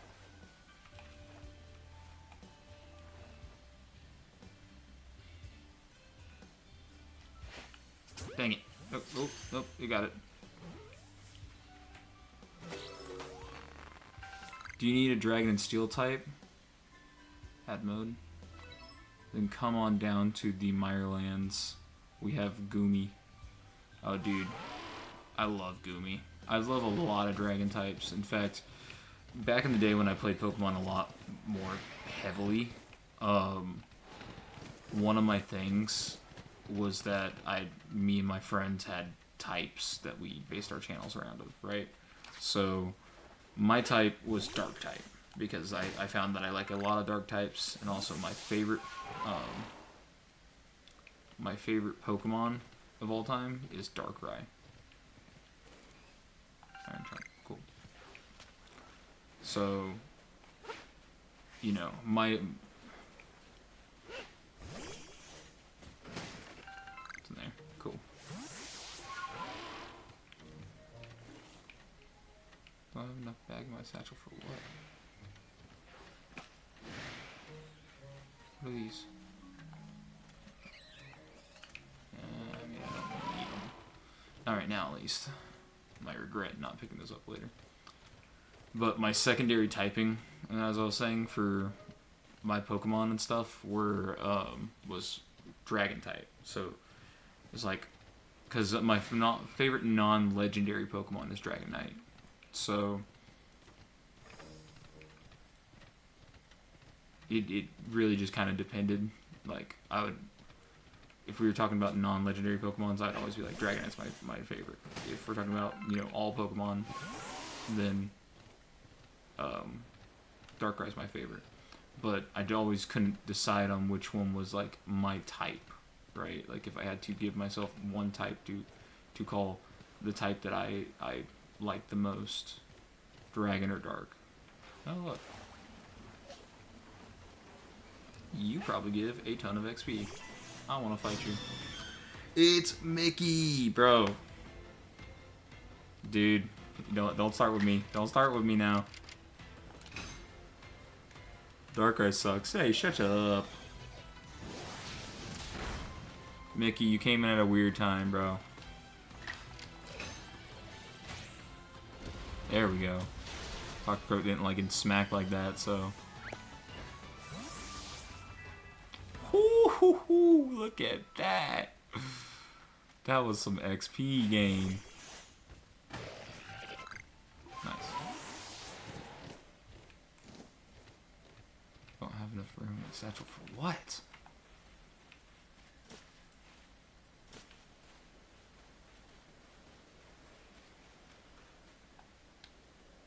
Hold on. I need to make room. Okay. Discard you. I really don't want to put down Lumberry again. I lost the Lumberry before and then immediately needed it afterwards.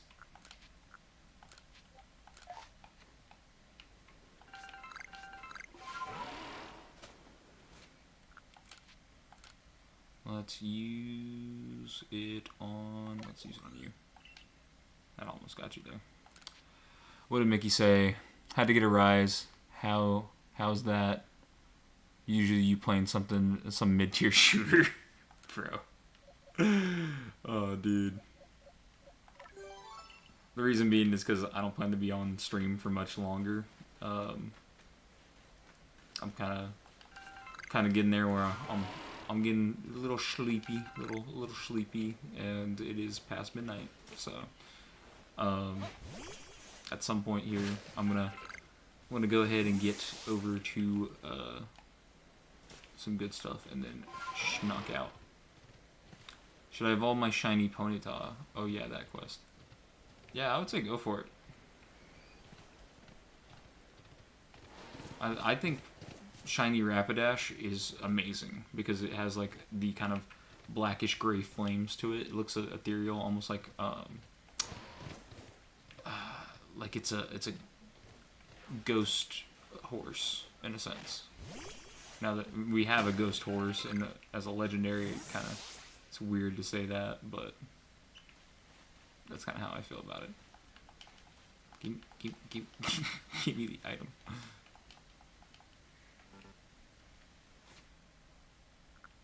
This man says I don't stream often. You're not wrong. But if you've been paying attention, I've been slowly streaming more and more often. More than I used to, at least. Because there was like a year straight where I didn't stream. But I'm a little more stable now and can, make time for the things that I like.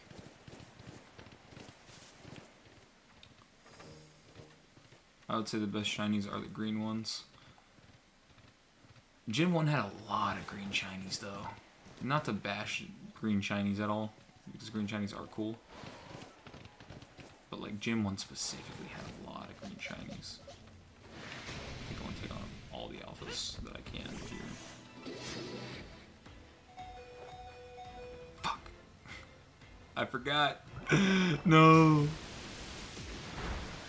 Done. Nice. It's more of a purplish gray now than a gray. Interesting.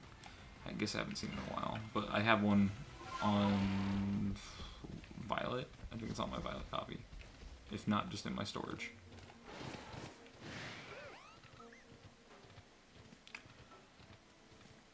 I've been more on Twitch recently. So, I saw that Twitch is now allowing cross-streaming. So I'm kind of curious about that, because if I could, I would cross-stream. I would allow myself to be on both platforms, because I would like to, start building up the kind of community that I had before. The same color background shinies. Nice.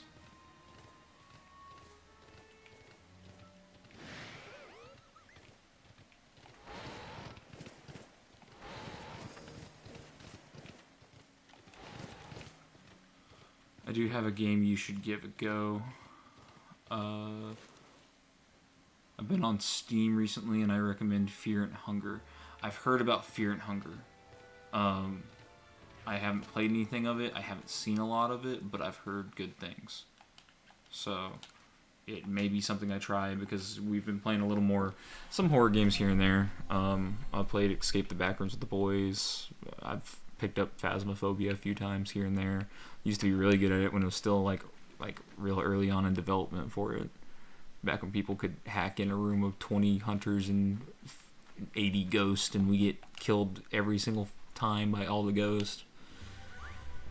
Other couple games here and there. We were just talking earlier about playing SCP 5K, because that's another thing that we have on our list. So those are all things that we're looking to keep trying out.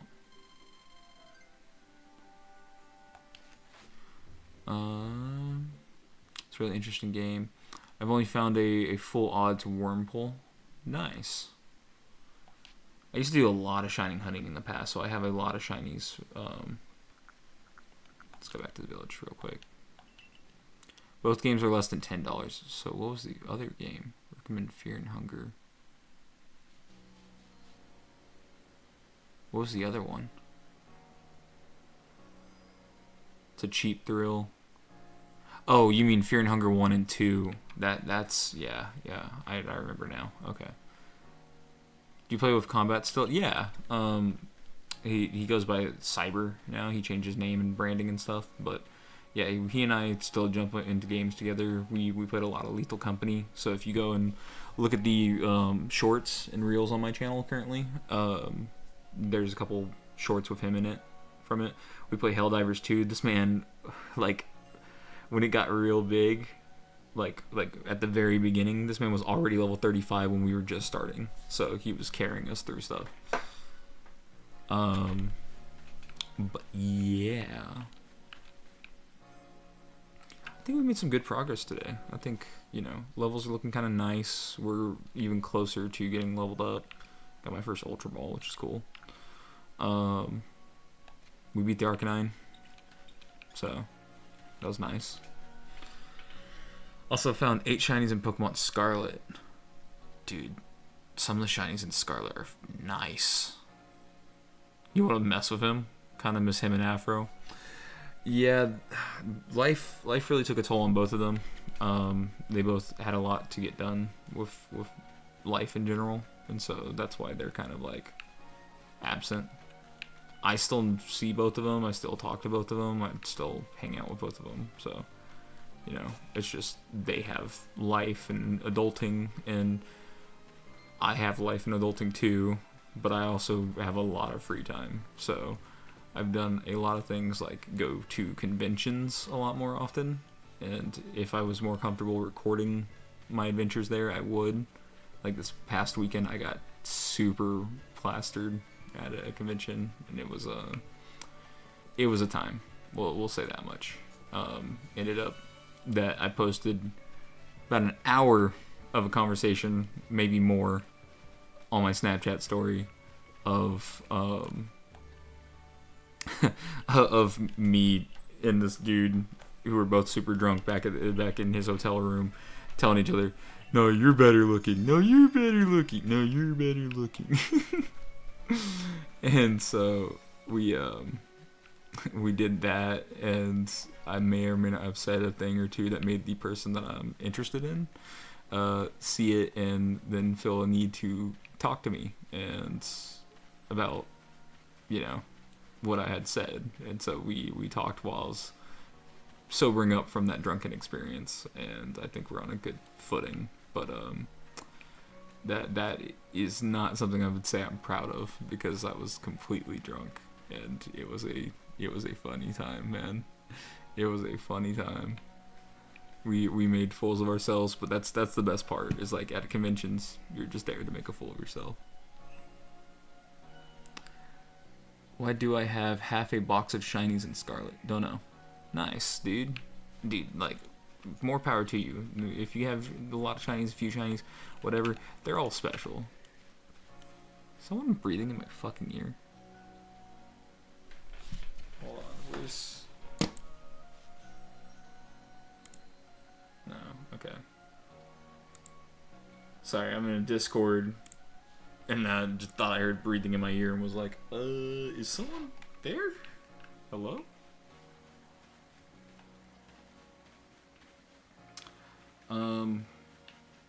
Other than that, yeah, I mean, when I'm not off goofing around at conventions, and when I'm not streaming, I'm testing my hand at voice acting, and I'm a mod in a voice acting Discord server, so I have to do mod things and look out for people and stuff, right?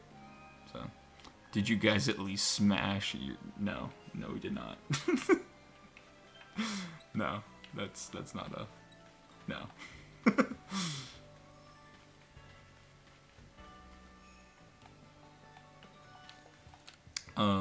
But yeah, I mean, had some good times.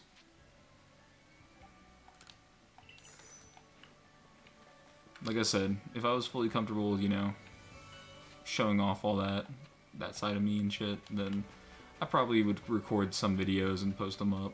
Just little edits of us going around, having fun, taking pictures with people. Things of that nature. Disappointed. Why are you disappointed? You should be happy.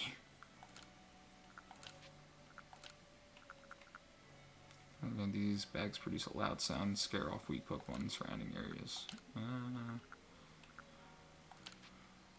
I'll sell all these at a later date. We'll also get that put away. I have a lot more smoke bombs, apparently. I didn't realize I had so many smoke bombs. Move these all at once. I'm gonna level up real quick. Let's see. I really want to use Sylveon a little bit more, so we'll level up Sylveon.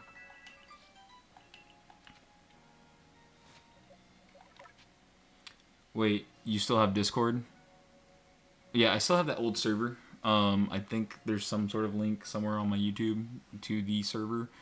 I don't really use it. I have a secondary server that is more personal for me and my closer friends,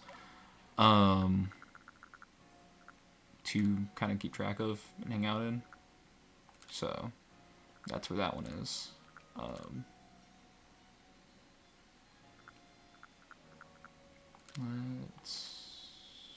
Yeah, I think that's fine.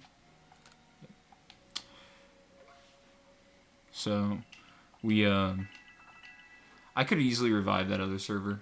I tried to post a couple things in there and no one replied, so that's kind of why I, like, have left it alone for so long. But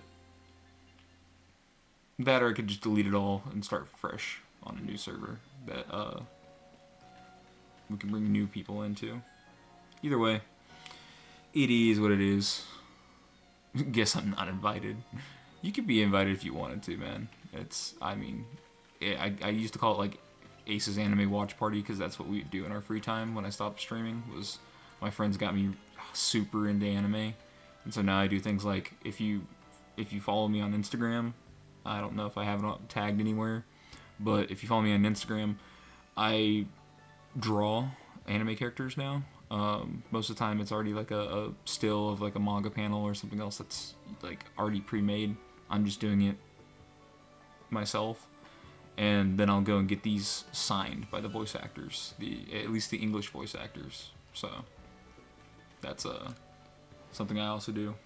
I found a lot of time and a new job that accommodates my time. So don't have an Insta. Dang, bro. Sounds like a personal problem. But it is what it is. Yeah, there was someone the other day put it into perspective for me. I do a lot now. I try to stream, try to make videos, try to, make little short content for TikTok and stuff. I cosplay, I go to conventions, I have my own friend groups and stuff. I work a professional job too. I draw. I try to do voice acting, and yeah, with everything I'm doing, I still find time to do all the other things that I want to. So, but that's just it. If anyone ever wants to do something, they should just go for it. They should strive for it. Oh, I also build computers for people. I get paid sometimes when I do it. Other times it's for a friend, and I'm just doing it because they're my friend. But yeah, it's a good time. I'm happy again, and that's what matters, is finding happiness in life. See this list of shinies real quick.